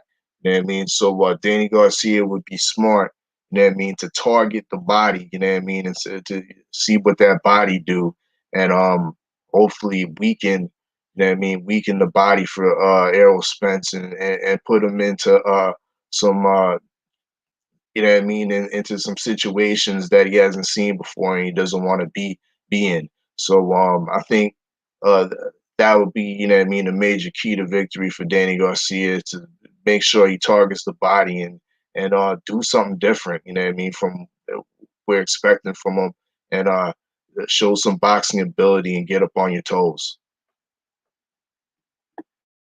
Already. Hold up, D Hodges, because I'm seeing you talking real slick in this comment section, bro. Let me stroll back up right quick. Cause you said Mean Machine was a gold medalist and undefeated. Give him credit. And you say Bud haters, shaking my head. Okay, listen, bro. You my man and 100 grand. You know what I'm saying? We solid, man. But you're not gonna say we Bud haters, bro. Ain't nobody on this motherfucking panel hating on Bud. You didn't know he was a gold. Hold on, D Hodges, you didn't know he was a gold medalist until they mentioned And it. tell me whenever he won a gold medal. Thank you. I had a whole argument with niggas on Instagram saying that this nigga was a gold medalist. I can pull it up right now on USA Boxing, and the nigga have 0 medals. You don't have a bronze. You don't have a silver. You don't have a gold. So who did he beat for gold? Because I know damn well it wasn't Earl. And did Bud make the Olympics, or he was just on the national team? No, he's saying Mean Machine was a gold medalist. I know. I'm saying when did he get the gold? I don't know. I don't know where these niggas be coming up with these imaginary accomplishments from, bro. Didn't nobody even know who Mean Machine was until he fought Ray Robinson. And the only reason we knew who he was when he fought Ray Robinson is because we wanted to see who this motherfucker that was Bud's mandatory. That was it. Before then, nobody knows who Kavalauskas was. Nobody. And another thing, man. I don't give a damn how much you was in the boxing. If you was that much in the boxing, you should have been talking about Kavalauskas when you on his way up. Another thing too, bro. When we have our Earl Spence and our Terrence Crawford debates, bro, the only reason why we do this, man, is because we want the fucking fight, man, and we're reporting on what they talking about, man. Y'all have to. Ain't nobody hating on nobody, bro. If I'm hating on Bud, why would I say Bud is the pound for pound #1 fighter? When I could easily push the narrative and say Jamel Charlo is pound for pound. Because Jamel Charlo has beaten better competition. I could easily push that narrative, right? Jamel Charlo is my favorite fighter. Jamel Charlo is from my city in Houston, Texas. I could easily say Jamel is pound for pound #1. I could say that all day. But I still say Bud is pound for pound #1. Mm-hmm. You know what I'm saying? So D Hodges, you gotta chill with the Bud hater talk, dog. And not only that, for you niggas that keep talking about motherfuckers hating on Bud, y'all need to show us some receipts because y'all ordering Bud pay-per-view fights. Because for us to be hating on Bud, we the niggas that buy the motherfucking pay-per-view fights for us ass. Nigga that's been one of the best showing them love. So for y'all niggas be talking about somebody hating on Bud, y'all need to show us the support that y'all showing to Bud then. You know what I'm saying? Not just watching them motherfucking ESPN and shit like that. Show us a shirt, show us something where you support this nigga to the max. Or show me something where y'all niggas pushing this nigga to try to help this nigga get bigger. Or show me some shit where y'all trying to talk some sense into this nigga motherfucking head that he ain't the #1 fight at the 147-pound division. Y'all niggas better be real with yourself. Yeah, man. We fuck with all of the welterweights, man. But I'm gonna come down to my boy MSP, man. What's your thoughts on the keys to victory for both fighters, man? Earl Spence and Danny Garcia. I'm getting some echo though. Let me go on mute. But go ahead, Mahar. All right. Well, you see, the key for me about Danny would be, I think the best thing for Danny has to do, and from my view, is not try to engage in a phone booth type of fight with a bigger and stronger Earl Spence. I think that he'll get overwhelmed with a relentless body attack. I think, to me, from my view, I think he would have to prefer, go moving in and out, moving side to side, and use the whole ring. Make Earl Spence, come to you, you know what I mean, and try to counter with using your signature left hook. You know what I mean? I think, to me, that would be a good idea to start out with. And I think that you would try to relentlessly wear him down and try to, get Earl to come to you and make him go desperate. I think that's what I would do. For Earl, to me, he has to establish, his superiority. Get physical with Danny Garcia. Go to the body. Make him uncomfortable in there. Because I know one thing is for certain. Danny does not like getting hit to the body. All right. When you go back at 140, specifically against Lucas Matisse, he got hurt. He got hurt in that fight. All right. He got hurt a lot in that fight, but Lucas Matisse wasn't able to finish him off. So if Earl can do those things, he'll probably have a good chance to win the fight. Like I said, I have Earl Spence by 10th round stoppage. He's not going to knock out Danny Garcia with one shot. I think it's going to more on the lines of he's just going to wear him down to the point where his dad's going to have to, throw in the damn towel. And I know Angel Garcia don't want to throw in the towel for nobody. All right. Okay, you say we got Bud haters and Earl haters in the chat, not the panel. Okay. Well, listen, man. I don't think nobody hating on nobody. Everybody got they own opinions, and it's strong opinions. We very, very passionate about this boxing shit. You know what I'm saying? I think all of the brothers respect both fighters on the panel. You know what I'm saying? I don't think nobody hating on nobody. We come with facts, we come with opinions, man, and everybody gonna believe what they believe. You know what I'm saying? So it is what it is, though. But Cadillac Red, I'm gonna come to you, my guy. What's your thoughts on the keys to victory for both fighters, bro? Shit. For Earl, establish the jab, like how you do.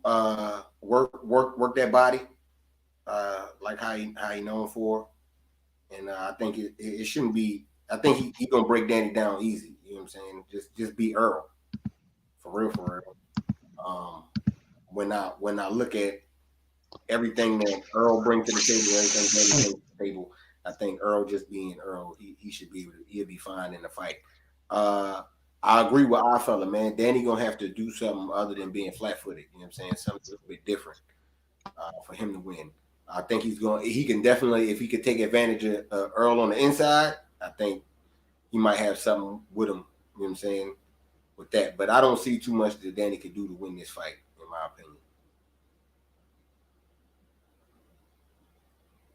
Okay. Money Brown, man, what's your thoughts, man, on the keys to victory, man, for both fighters, bro? For Earl, range and distance, period. His range and distance out there. Be the same Earl Spence. Be short. You know what I'm saying? Work your jab like you normally do. Get to his body. Like Harvey say, Danny don't like it downstairs. He don't. And we haven't really seen somebody that, attack Danny's body as much as Earl go attack his body. So we gonna see how Danny do with body shots. You know what I'm saying? So Earl have to be smart, be short. Don't get too caught up in exchanges. You know what I'm saying? Don't stay right there too long. But we know Earl, he like to throw. Earl is a volume puncher. He like to get his shit off. You know what I'm saying? If I'm not mistaken, Earl probably one of the top fighters that you know what I'm saying, will punch a strong through around. So he like to get his shit off. You know what I mean? So you have to be mindful of that shit because Danny is he's a good counter puncher. So you got to be mindful of that shit. But the main thing for Earl is his range and distance, dog. You got the height, you got the reach. Get your range and distance down. Get to the body. Work your jab. Because he go have that jab popper. And take advantage of your opportunities, which he damn sure go capitalize on. You know what I'm saying? As long as he's the same Earl Spence, he go capitalize on every opportunity. And with Danny Garcia, that's to try to make Earl fight. Danny is a rumbler. He is a banger. That's what you got to give him credit on. That motherfucker likes to fight. He's a banger, bro. So your only chance of landing on Earl Spence is not hoping this motherfucker stay on the outside on your ass, where you got to keep trying to force yourself to get inside. You know what I'm saying? But your job is to try to cut the ring and force him to fight. You know what I mean? Go out there early on. Earl saying he 100%. He's saying this. Go jump on this motherfucking ass, nigga, from the beginning. You ain't got shit to lose. You know what I'm saying? You ain't got shit to lose, nigga. Earl the champion, this, that, and the third. He got all the spotlight coming behind him. Take your ass up there and jump on that motherfucker. All right, bitch, you say you back? Let's see if you back. You saying you back? All right. And throw your shit. You know what I'm saying? And let them motherfuckers land where they may. Don't try to aim for one spot, the chin, the head. Let them motherfuckers land on the hips, on the shoulders, on the arm. You know what I'm saying? And I hate I'm talking like this, giving this motherfucker this game plan. But, you know, let them motherfuckers land where they made. If you say you're 100%, hit your ass on the hips, on the shoulder, because then he got some pop. Like you heard what Keith said, he broke his motherfucking elbow. So if you're throwing some hard shit and that shit hitting her, gonna have his ass thinking like, hold on, I don't want to get hit by this motherfucker. You know what I'm saying? So go out there and throw your shit, let them motherfuckers land where they made. But your main focus is to try to keep Errol Spence fighting, bro. Don't let this motherfucker think, keep his ass fighting. That way, you know, it become a dog fight. And Earl, all the shit you said you was gonna do, I done forced your ass into a dog fight, and you giving me a chance to land my shit, while at the same time I'm giving you a chance to land your shit, and we bang that bitch out like that. Because if you let Earl go in there and get comfortable, get that range of distance, get that jab popping, tagging his ass in and out where he can't hit him, and Earl happen to just to bust something open on his ass, it's gonna get ugly for him. So for Danny, he got to fight that dangerous fight, like his daddy saying, a 7-round knockout. To get a 7-round knockout, you got to fight. So go out there and force that motherfucker to fight and see if his ass back. You know what I'm saying? But with that being said, it's gonna be a great fight. Then he gonna have some success, bro. He gonna have some success. It's gonna be a good ass fight. So I still that's my keys to victory. But you know, I got Earl winning a UD or a late TKO. Yeah, man. Yeah, let me catch up in this chat, man. My boy Drew Titan say, how are we hating on Bud for wanting him to fight the best competition? Yeah, man. This is basically all we trying to do. You know what I'm saying? Shepherd King say, could it be a Leonard versus Hagler type fight, i.e. Spence wins? Yeah, it could be, man. It could be. You know what I'm saying? Like Money say, it all depends. It all depends on what Danny brings to the table, man. And what type of Earl Spence we getting in this fight, man. We don't know if Earl gonna box. We don't know if he gonna bang. We don't know what the game plan is for him and Derek. He say it's a good game plan, so we gonna see. You know what I'm saying? We call it down the line. Nobody said Bud was a bum. Facts. So Omega Red in the building. Salute, bro. Eric R say, I like both fighters. I just hate how Bud is moving. We all seen this a million times. And to be too powerful to make the moves to boost your legacy is disappointing, to say the least. Yeah, man. I hate to see. It is disappointing to see Bud going out like this, man. You know what I'm saying? We don't like this shit, man. He too damn good.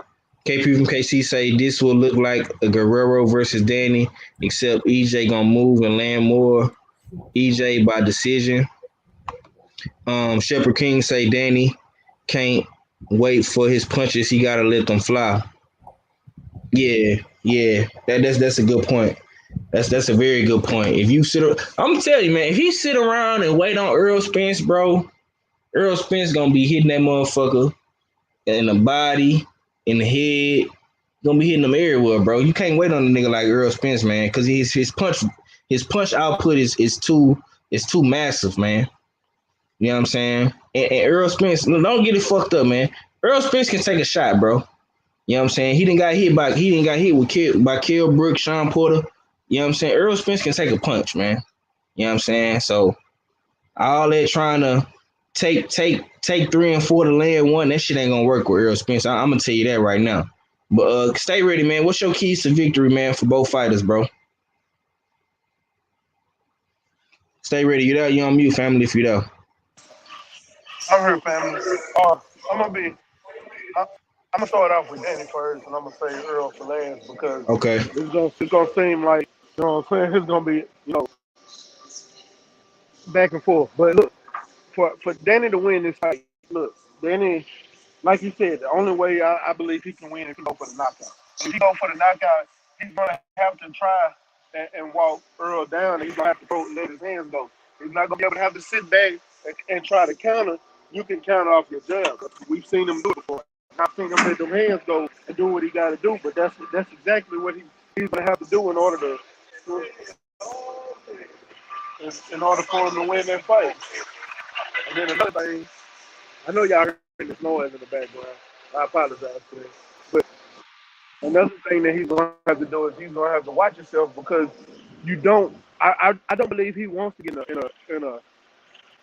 in a brawl with Earl, because I believe Earl has more power. And I'm gonna tell you why. Because we've seen Earl fight other opponents. I think Mike is the only opponent that I've seen him fight that he didn't drop, and he wasn't trying to drop. But even Earl dropped Sean, and Danny couldn't even do that. So I feel like if he gets into that slugfest with Earl, I feel like that's going to be a detriment to him. So try to stay away from that slugfest with Earl. Earl is going to try to range the distance and stay at a comfortable distance away from Danny. Danny's going to have to try to get. He's going to have to try to close that distance so he can get some of those shots off and so he can try to get that no look left off. When you see Earl come in the fight, that's the only way I see that he's going to have a lot of success. He's gonna have to, and we know he's flat-footed, but he's gonna have to come in and do a little boxing. He's gonna have to. I see. Another thing is that this might be the victory for Earl. I know Earl said he's gonna come in and actually do some boxing this time. So if that's what he plans on doing is boxing and try, because I know he said he didn't want the knockout. So if he's gonna try to let that knockout come to him, then he's gonna have to manage the distance, stay away from him, establish a great jab, keep that jab in his face, and work on somebody. But working on the body, you're gonna take some punches, but try to work on the body and take as little damage as possible. That way you can, because Danny's gonna come forward. That's Danny's own for. Danny will walk you down. So if he walks you down and he throws those punches, now you're in a position where you can counter shot him. You can get him to start backing up. Once you get Danny to back up, then you attack. I need Earl to try to make Danny fight on the back foot because I don't think Danny is a great fighter off his back foot. Danny's in best position when he's walking guys down and he's coming forward. When Danny's going backwards, he's not a fighter. He's more prone to putting up his high guard and leaving his body wide open. So I think those are the areas that Earl Spence can take advantage of. So in that position, I want to see a lot of body work, establish jab, and get Danny to go get on that back foot.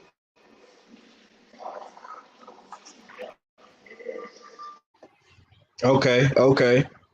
Yeah, man. That's a great way to look at it, man. My thing, man, I want to see what type of Danny gonna come. Is we gonna get a come forward aggressive, you know what I'm saying, a Philly brawler type fight, a Joe Frazier type fight. You know what I'm saying? Is we gonna get some of that smoking Joe and Danny this weekend, or is we gonna get that laid back, trying to counter, waiting on, Earl Spence to throw a big punch to counter that big punch. I mean, you know what I'm saying?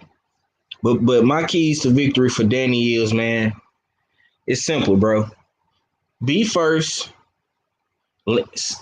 Use your boxing IQ. You have to go to the body of Earl Spence. You're gonna have to slow this guy down. Like all fella said, he made a great point. Earl Spence didn't receive any like traumatizing injuries, no brain bleeds, you know what I'm saying? But he was sore as a motherfucker. You got to take advantage of that. Hit him all in the body, the stomach, the ribs, you know what I'm saying, the kidneys, you know what I'm saying? All of that. You have to slow this guy down. You have to be first, man. You have to use the jab. Use the distance and range to find your left hook. That's what you're gonna have to do to beat Earl Spence. You have to be first, man. You have to be first. You know what I'm saying? And you have to let it flow. Like the homies say, you can't think too much in there, man. Let it flow, bro. Just fight. Come forward and fight. If you don't do that, if you sit back and you wait on Earl Spence to punch, you're gonna lose. You cannot sit back and wait for this guy to punch you 3, 4, 5 times. It's not gonna work like that, man.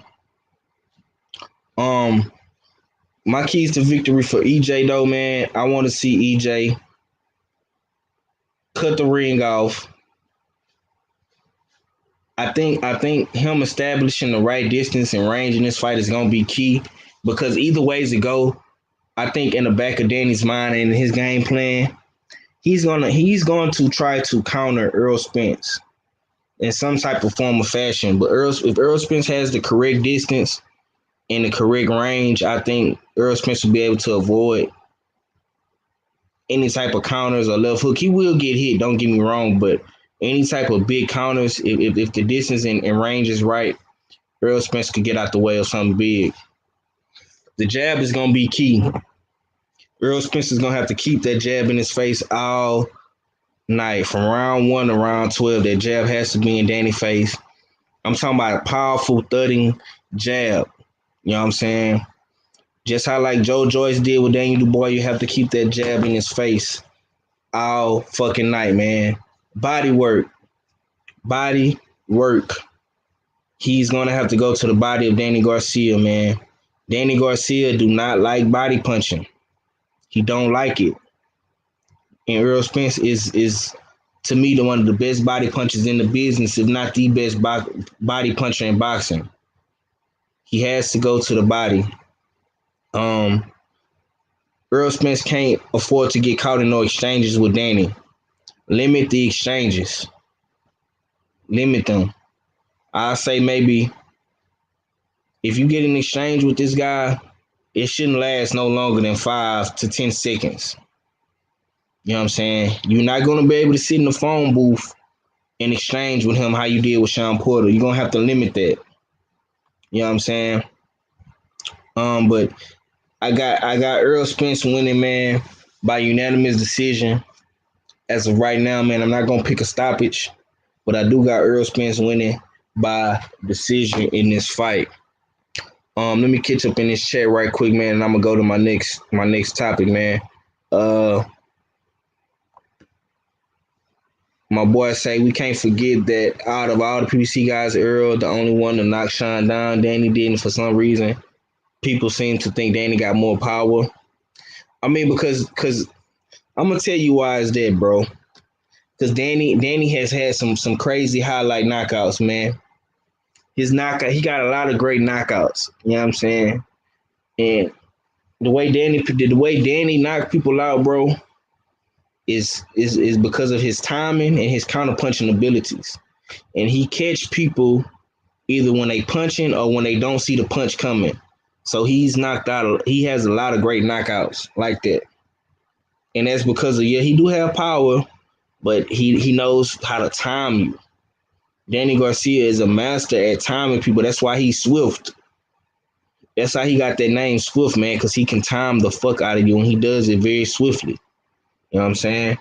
KP says Earl is the only one to get knockdowns versus Brook, and Porter Bud finished Brook, but it's not the same. Yeah, exactly. Danny can't be thinking too much. He say, "Yep, be first." PJ say, "Hope people realize they are asking DSG to do things in the ring he is not comfortable doing." I mean, well, you're in a big fight, man, so you have to be doing uncomfortable things. You know what I'm saying? Jamaican Chile said, "Facts, Danny gonna have to be a different fighter in order to win Saturday." Shepherd King says exactly. KP says Danny mid-work and the media was telling he working on pawing the jab with Earl and throwing the straight right to catch Earl. Yeah, that's why I say Earl gonna have to keep that jab in his face, man. He gonna have to keep that jab in his face and knock his timing off with that right hand. That jab is gonna be key, man. I'm telling you, man. And if Earl go to the body early, he could take some of that steam out of Danny. You know what I'm saying? So that right hand won't be as strong in them later rounds. Danny got to fight like Sean did, and EJ should fight like he did against Mikey. My brother say he 55 away from 1K. Help a brother out and subscribe to the channel, man. If you haven't, man, subscribe to my brother, man, MSP. Subscribe to all of the brothers on the platform too, though, man. My brother, R Fella, especially R Fella, man. If y'all haven't subscribed to the R Fella, do that, man, because he need more subscribers than anybody. You know what I'm saying? You know what I'm saying? So subscribe to all of the brothers, man. R Fella, Cadillac Red, Supreme Beast Boxing Talk, Stay Ready Boxing TV, and Money Brown TV, man. But if you especially need to subscribe to my brother R, man, because you know what I'm saying, we got a lot of big things coming up on his platform. So y'all got to be over there to check them out too. You know what I'm saying? But before we get up out of here, man, I want to get y'all thoughts on what Keith Thurman said real quick before we get up out of here. Let me see what it said. Let me see. I know I just seen it. Yeah, this is what Keith Thurman said. Ultimately, oh shit! Hold on, y'all. Give me Give me a few seconds. I gotta cut my speaker back on right quick. Yeah, man, Keith Thurman had a lot to say, man, about these welterweights, man. And I want to get y'all thoughts on this, man. I won the Spence fight because, you know, ultimately I saw a big clash between me and Spence leading into a year like this, like a 2020, 2021 kind of year. I always saw the big fight happening, but, you know, we were both undefeated champions of the world, and I thought that was how I was going to be introduced into Errol Spence, you know, as an undefeated welterweight champion, and thus with him having 2 titles, that we would unify the welterweight division with our matchup. So deep down, there's still a part of me that wants to grab my belt back and then really try to manifest my innermost dreams and my desires for the sport of boxing. I want the Spence fight. Yeah, man, he said, was this Errol Spence or Terence Crawford? I'm envisioning facing a Southpaw champion in the future. 2021 is Thurman versus everybody. You know what I'm saying? So I'm gonna come to you first, Big O. What's your thoughts about what your light-skinned brother had to say, man? Do you want to see Thurman in there with Crawford or Errol Spence in 2021? Yeah, why not? I mean, I still feel he needs to get himself back into a situation where he can fight those champions, you know what I mean? Because let's be real, I want 1 versus 2 or 1 versus 3, you know what I mean, sooner than later. And he's not, you know what I mean, none of the above. Not 1, not 2, not 3.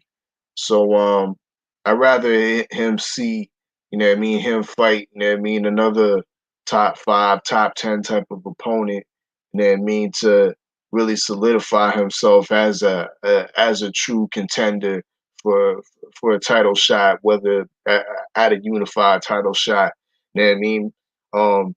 This is what's I have to be real, you know what I mean? I'm your traditional, your usual, typical Thurman caper, but you know, tonight I can't really cape for him. You know what I mean? I like the aspirations for him, but uh, it sounds like clout talk. You know what I mean? It's fight week. You know what I mean? Errol Spence and Danny Garcia doing their thing on pay-per-view, and all of a sudden you hear my client. You know what I mean? Talk is talk. You know what I mean? That's expected from good old Keefy. You know what I mean? But I think it's just a little bit more clout. You know what I mean? From my client, he needs to send some more vanilla envelopes over here because he's not paying me well enough to be caping. You know what I mean? As hard as I do over the months and years. But yeah, that's what it is. Clout. Man, my boy say he cloud chasing, man. What you got on that, money? He say the envelope need to get a little thicker. Yeah. No, listen, I'm still a big fan of Keith Thurman, even though I talk shit about the motherfucker. Because one thing that talking motherfucker can do is fight. One thing he gonna do, he gonna talk your ass into a fight. You know what I'm saying? Keith know how to talk that shit, boy. Yeah, EJ, I've been chasing him, boy. Then I let Danny hit you one of them hooks, boy. I'm telling you. Yeah, because he had feel. So I still like it, bro. But I'm like, though. Come on back, man. Quit all that motherfucking talking from around the world.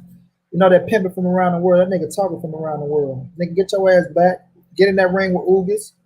You know what I'm saying? Ugas put you right back in the hunt. You go in there, you beat Ugas, nigga, you right back in the hunt. You know what I'm saying? But I still like Keith Thurman on the resume, dog. Thurman's still a top welterweight. Like I said, he beat Danny and Sean before anybody. So he took Danny over. You know what I'm saying? So Thurman still got a lot of substance though, but it's just he got to get back from talking from the sideline and get back in the game, dog. Because I think once you get back in the game and Thurman start whooping motherfuckers' ass, because I don't think anybody go whoop Keith Thurman. And I like Ugas, but I don't think Ugas beat him. So if he really still got his head in the game, 503, like his heart is still in his shit, and he ain't just coming back and getting comfortable with the money, go chill out with his little wife and shit like that, he's still a good ass name to put on your resume, dog. Thurman's still a good name to put on your resume because, like I say, he was a former unified world champion, and that motherfucker go put up a fight, and he go talk that shit to where he go make the people say, damn, let's see if you could whoop this motherfucker, or let's see if this, because I'm gonna keep it real. The first 6 rounds, Thurman go give anybody hell, from Earl to Bud to anybody. Thurman go give anybody hell for the first 6 rounds, bro, and that's a fact. So if he fight his way back up there, bro, and it makes sense, and I think it will make sense because Al Haymon side, come on back, get you a fight, take out Ugas, and then you'll be right there, right back in the hunt. Because if he come back, he top 4 welterweight in the world. You know what I'm saying? I can't put Sean and Danny over him because he beat him. You know what I mean? You can put Manny over, but I don't put Manny in that bitch. So I kind of consider Thurman still the number 3 welterweight in the world because I got Pacquiao. He's just a legendary. I don't even consider him. You know, I don't put him on the pound for pound list, nor do I rank him in a ranking because he's legendary. But with Thurman, I still consider Thurman the top 3 welterweight, the top 3 welterweight. You know what I'm saying? So if he come back 503, he get his ass in the mix, get a win, and I want him to beat Ugas. Not anybody specific, but Ugas. And yeah, he right back in the hunt, bro. So I still like to see them fold his ass up like a lawn chair. But I like to see Earl fold his ass up like a lawn chair. I ain't gonna say damn. Yeah, man. Say, man, I like that. I like that, man. Ugas is a good comeback fight for Thurman. I think Ugas got that WBA regular belt too. You know what I'm saying? So yeah, I mean that's a good fight. I like that fight. You know what I'm saying? I would listen, man. That's why I say Earl got options, man. Earl has options one way or another, man. Whether you like it or not. To all my Bud fans, you know what I'm saying? If Bud still be on that bullshit next year, like I say, man, Earl can fight Ugas. He can fight Thurman. You know what I'm saying? If Pacquiao wants to fight, you got Pacquiao right there. You know what I'm saying? You got Virgil Ortiz. That would be a big fight in Texas. He can fight Virgil Ortiz. You know what I'm saying? So, bro got options. But Cadillac, man, what's your thoughts on the Thurman possibly fighting either Bud or Bud or EJ next, man? Do you want to see Thurman back in the mix with these guys? Okay, Keith Thurman as a person make me want to say, hell nah, fuck that nigga. But I'm gonna keep it real. You know what I'm saying? He only got 1 L. And he has been saying since he, you know what I'm saying, got in his alleged car accident back in the G that 2021 he gonna be wanting to see Earl. The talk gonna be different. So I mean, he's kind of right on par with the bullshit he's saying, but I gotta see it in real life, and I agree with everybody else. You gotta show me how you look against Ugas, because you could talk all that shit in the world, and if Ugas come out here and embarrass you, it was all for nothing. So that's my main thing. But yeah, he beat Ugas. He right back in the mix, and you can't get upset if he do fight one of the champs. You know what I'm saying? It's not like a bad look. He's only going to be, you know what I'm saying, Keith 1 loss Thurman. So I mean, you know, I wouldn't mind seeing him in the mix with everybody, but Bud and Earl is what we want to see. So if that fight has to not come into fruition first, then I would accept something from Thurman in the mix. Nah, that's a fact. That's a fact, man. We gonna campaign for Earl Spence Jr. versus Terrence Bud Crawford till that bitch get made. You know what I'm saying? That's the fight that we all want to see. But like I say, you know, Keith, you can't count out Keith. Keith is still, like Money said, he's still, you know, I'm gonna just say top 5. You feel me? Keith's still in the top 5. Well, whatever number you want to put him, you can't ignore that. So you can't say Keith ain't elite neither, because he did a lot of whole ass shit. Don't get me wrong, but the motherfucker still is elite in his own right. You feel me? He like Money said again. He was the first ones to beat Danny and Sean. You know what I'm saying? On the PBC side. You know what I'm saying? He did that. I can't take nothing away from him. He unified with the WBA and the WBC. So I can't take nothing away from Keith Thurman. You know, he just got his bitch ass in there and got whooped by old man and Manny Pacquiao. You know, that's was his only fuck up. And not fighting Earl when the fans wanted him to. But besides that, I mean, shit, you can't take nothing away from the motherfucker. He's still a tough motherfucker, and he can fight. You know what I'm saying? Hey, but my heart, man, what's your thoughts about Keith Thurman, though, bro? Do you want to see Keith possibly in the ring with Terrence Crawford or Earl Spence Jr. in 2021? Can we get Keith Thurman the fuck out of boxing, bro? I'm so sick and tired of this motherfucker. I really am. I'm tired of this dude, caping, saying, "Oh, I want this fight now. I want Earl Spence. I want Bud." When you could have fought them years ago, when you had them belts, when you were the unified champion. I don't want to hear this from this dude. Fuck this dude. 30, 40, 60 times. Fuck this dude, bro. But I will say this. For Bud's sake, it would be a very interesting fight to see him fight against against Keith Thurman. I know Bud will smoke him easy. I give him within 5 rounds, he'll probably beat the shit out of him.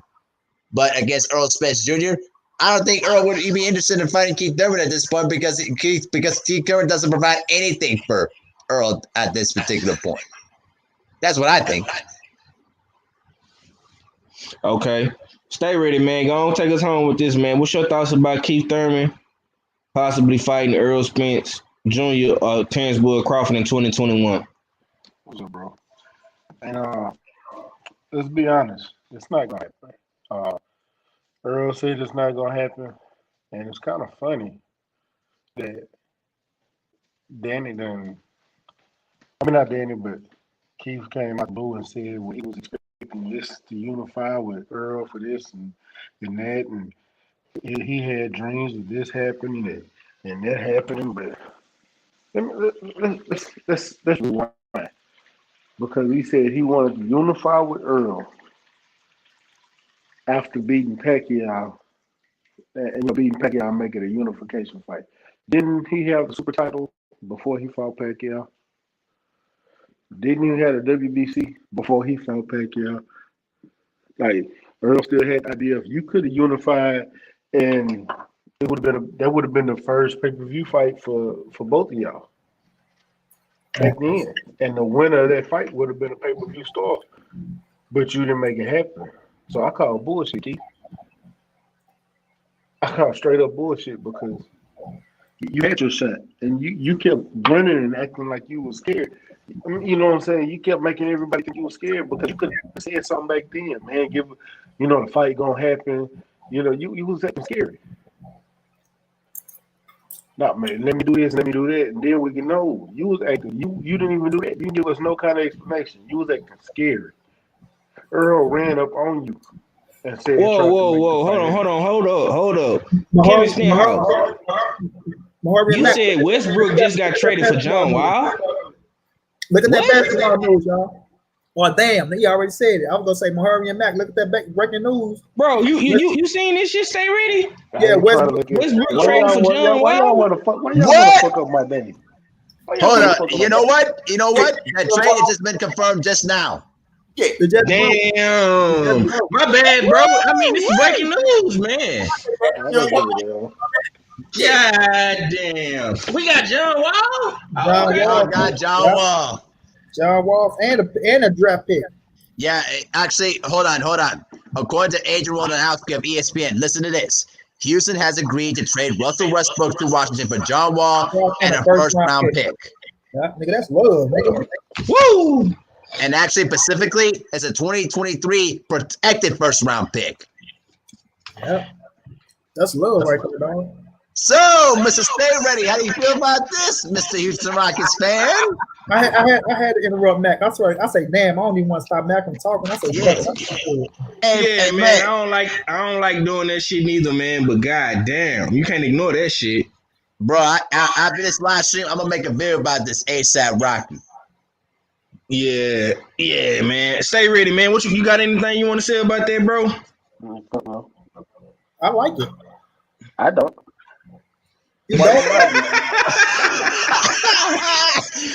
Explain yourself. Stay ready. Explain yourself. What you mean? What do I gotta explain myself? Go watch basketball and look. It plays for itself. Oh my God! Stay ready. Just stay, man. What the fuck is John Wall done in 2 years? Period. Just answer that. You gotta stay healthy. But if he stay healthy, you gotta stay healthy. He was healthy 2 years ago. Man, that's a great trade. I don't know. It's a great trade, bro. You listen. Stay healthy, Mac. Hold on. Wait a minute. Supreme Beach, you in the DMV. You've been watching the Washington Bullets, the Washington Wizards. Ain't been a winning fucking team in how long? I mean, Man, hang them to pieces, man. last time they was winning, they had Last time they was winning, they had Chris Mudd. Nah, they had Gilbert. When Gilbert was there, they was all right. Mm-hmm. No, they got bounced out in the first round of the playoffs. Same way they did with John Wall and Bradley Beal in the East Coast. Bro, you gotta stop that. Stay ready. Listen, No, John I Wall ain't been injured for the last couple of Hold years. on, I ain't stopping He didn't nothing. make the playoffs. We talk about my team, homie. We ain't talking about the Chicago Bulls and the Minnesota Timberwolves. Hey, you get off your high horse about my Bulls. Get off your high horse with that, I'm man. not gonna get it. No, why would I get off your team? You stay on mine. No, I'm just saying No, you got a good point guard. You got a better point guard. That's all I'm saying. He is not better than Russell Westbrook. He's not better than shut your mouth. You lying, but that's a good trade, though. Russell It's Westbrook a good trade. That's what I'm saying. Russell Westbrook took nobodies to the playoffs. Literally took nobodies to the playoffs by his goddamn self in the West. Yeah, we'll take that. What has John Wall done with the Wizards? But do nothing but get into fights with Bradley Beal and the coach. Yeah, and turn ACL. Come on. No, man, you can't. Hold on. He won a dunk contest. My bad. I'm sorry. He won a dunk contest. Whoop these shit. Party pooper. Wall injured himself at his crib. He wasn't playing basketball when he fucked himself up. Right. I know what Mac's saying. I get him, but it ain't gonna take away from me liking the trade and me saying if John Wall stay healthy, he is the better asset. You know what I'm saying? Two styles on it. Now I don't know what they're gonna do with James Harden. Is he still there or not? But I feel like James Harden and John Wall go better than Russell Westbrook and John Wall. That's just me.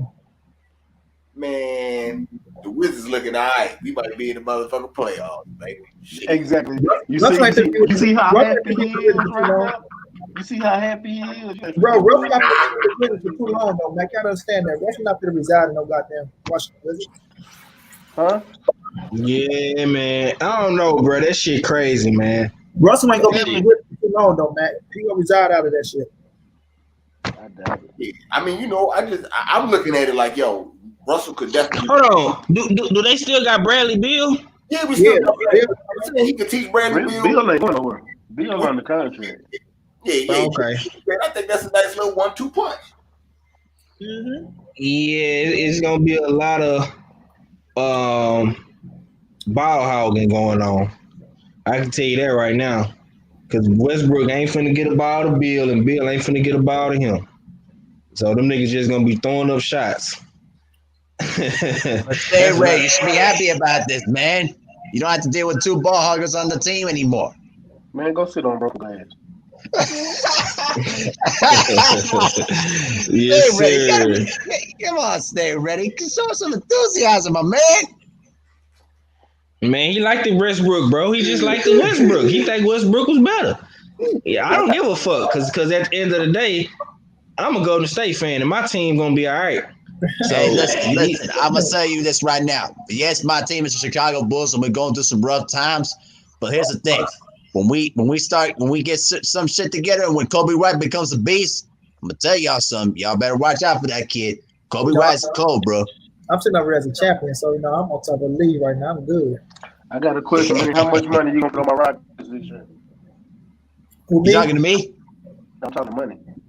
Oh, I'm still rocking with the Rockets. I'm gonna be betting on them motherfuckers as long as they like they can win. I'm gonna see. I don't believe you. What? I'm gonna show you, nigga. You know I'll shoot you a ticket. I'll show All you. right. You already know because we gonna be Texas because you know gambling too. But I ain't gambling on my Rockets. You got me for it. Unless James Harden decides he wants to stay this year. bro, he don't have a choice. It ain't no what he want. The nigga is under contract. He ain't got no motherfucking choice. Golf is different in basketball. Yeah, he under contract. The money's also guaranteed. So however he plays, it don't matter if he gets some great numbers or not. He get paid guaranteedly, so he can go out there and act and play like bullshit. And we lose. He gonna get his money regardless because he don't want to be there. He can make up the mind, say fuck this team, and just go out there and throw up shots. We can lose because of that. Man, y'all like them players are done it. Your Harden don't want to be there no more. I see you want to go to Brooklyn, right? Yeah, KD said that's untrue though. You know, he ain't talked to Harden. So. You know, they be saying that shit, but them niggas be talking behind the scenes. They can't say it, but that shit. I know. But I feel. Yeah. But I don't think he'll sabotage and stuff like that though, Mac. I don't think he'll go out like that. I don't think Nah, man. I don't know, man. I don't know. But we finna wrap this one up, man.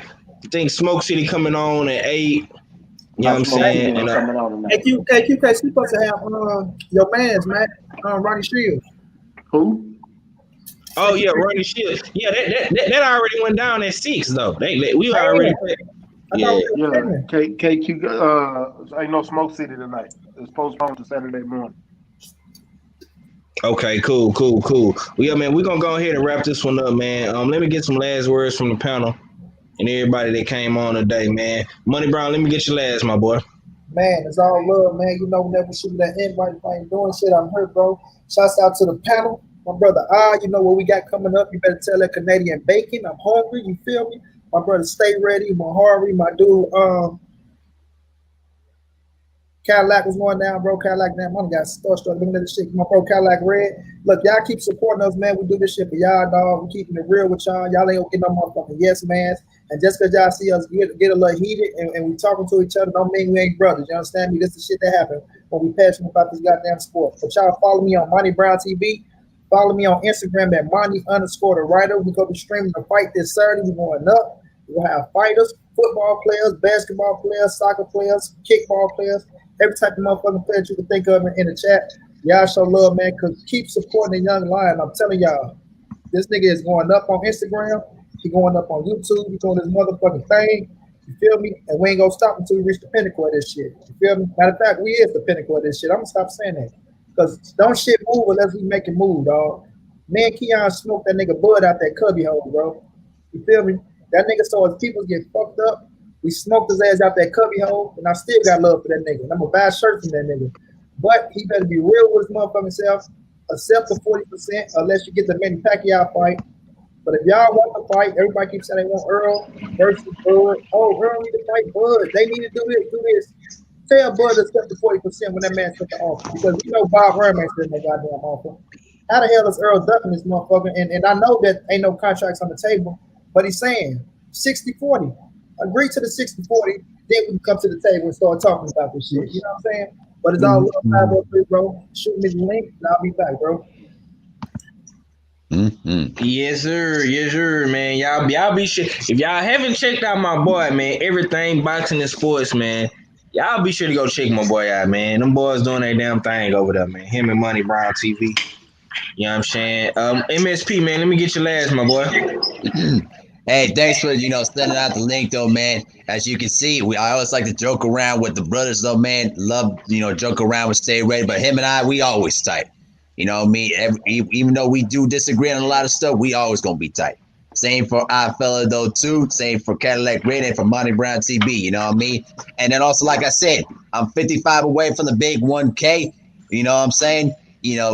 Let's keep on pushing, baby. If you want to join in, going in, subscribe to the channel and check out all my videos and content. And I'm gonna start making a video about the Russell Westbrook and John Wall trade immediately right now. So, with that being said, much love to you guys. See you on Smoke City tonight. Yes, sir. No Smoke City tonight, you guys. No Smoke City tonight. I think Junior on the road still. You know what I'm saying? So we're gonna definitely have the Smoke City this weekend, I think. Cadillac, let me get your last up, my boy. Shit, man. Of course, thank you for inviting me, onto the platform. It's always love with the fellas, chopping up this good boxing talk. Saturday is my birthday. So Monty Brown gonna whip some Canadian dude ass for my birthday and shit. And I'm gonna be in the comment section drunk as a motherfucker, talking all kind of shit. So please don't judge me for my typos. You know what I'm talking about? But it's all love, you know what I'm saying? I just did a video today, it dropped today about Scam Daddy. So go ahead and check that out, Supreme Beats Boxing Talk. Instagram, Facebook, YouTube. You know what I'm saying? And yeah, man, it is what it is, man. Salute to all the fellas, man. And we'll do it again.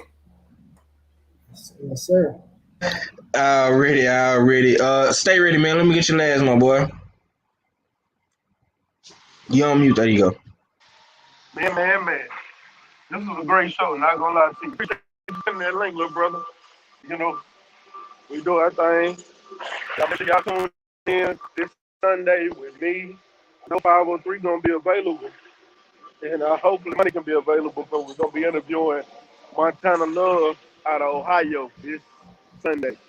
We're gonna talk about the fight. We're gonna talk about the career. But I appreciate it, man. Y'all ain't gotta get ready to stay ready, man. Peace. You know I'm gonna be that big dog, no doubt. Yeah, man, we gonna be there for shit show, man. With that being said, Jay Steele's gonna close us out, my boy. Let the people know what you got going, man. Indeed. Yeah, happy birthday in advance, happy born day in advance to Cadillac Red. But the battle will not be going on this Saturday. It's actually the Saturday after. This Sunday we will have the weigh-in slash digital face-off slash press conference for Moni the Big Stepper versus Killer King Furious. So yeah, make sure you check that out. Make sure everybody in the chat checks that out. Live on the War Report, 6 p.m. Eastern Time, 5 p.m. Central Time. Subscribe to the Odd Fellow on the YouTube so y'all can check that out. Yeah, this was definitely a good debate, good discussion today. You know what I mean, from all the brothers. You know what I mean, good feedback from the chat. It to go back to one conversation, one discussion about elites in the welterweight, you know what I mean? And I was thinking about Bud when I said Bud was number 2, you know what I mean? And our criteria for what's elite, you know what I mean? And now I'm thinking about it, is Bud really number 2? You know what I mean? Because there's an argument that could be put forth that Pacquiao has a better resume, you know what I mean, a much deeper and a much better resume at welterweight, you know what I mean, currently than Bud, you know, Bud does right now. So could Pacquiao versus Errol Spence be for the lineal title, 1 versus 2? That's a, you know what I mean, that's a question we can answer for, you know what I mean, another show. But with that being said, it's your favorite yet your most hated odd fella. Salute to the whole LDBC. And Well, I'm I hope Gizon. y'all boys was entertained, informed, man. You know what I'm saying, man? Much love to everybody in the chat, man. Everybody that came through today, man. This was a good boxing conversation. You know what I'm saying?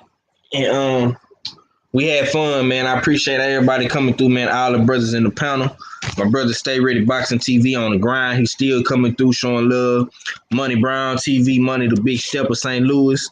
Jay Steele's the odd fella, man. Cadillac Red. You know what I'm saying? Abel Mahari, man. All of the brothers that came through, man. I appreciate y'all, man. We'll be back Friday to react to the weigh-ins, man. And Saturday night, we will go live after the fights, man. But y'all be sure to tune in.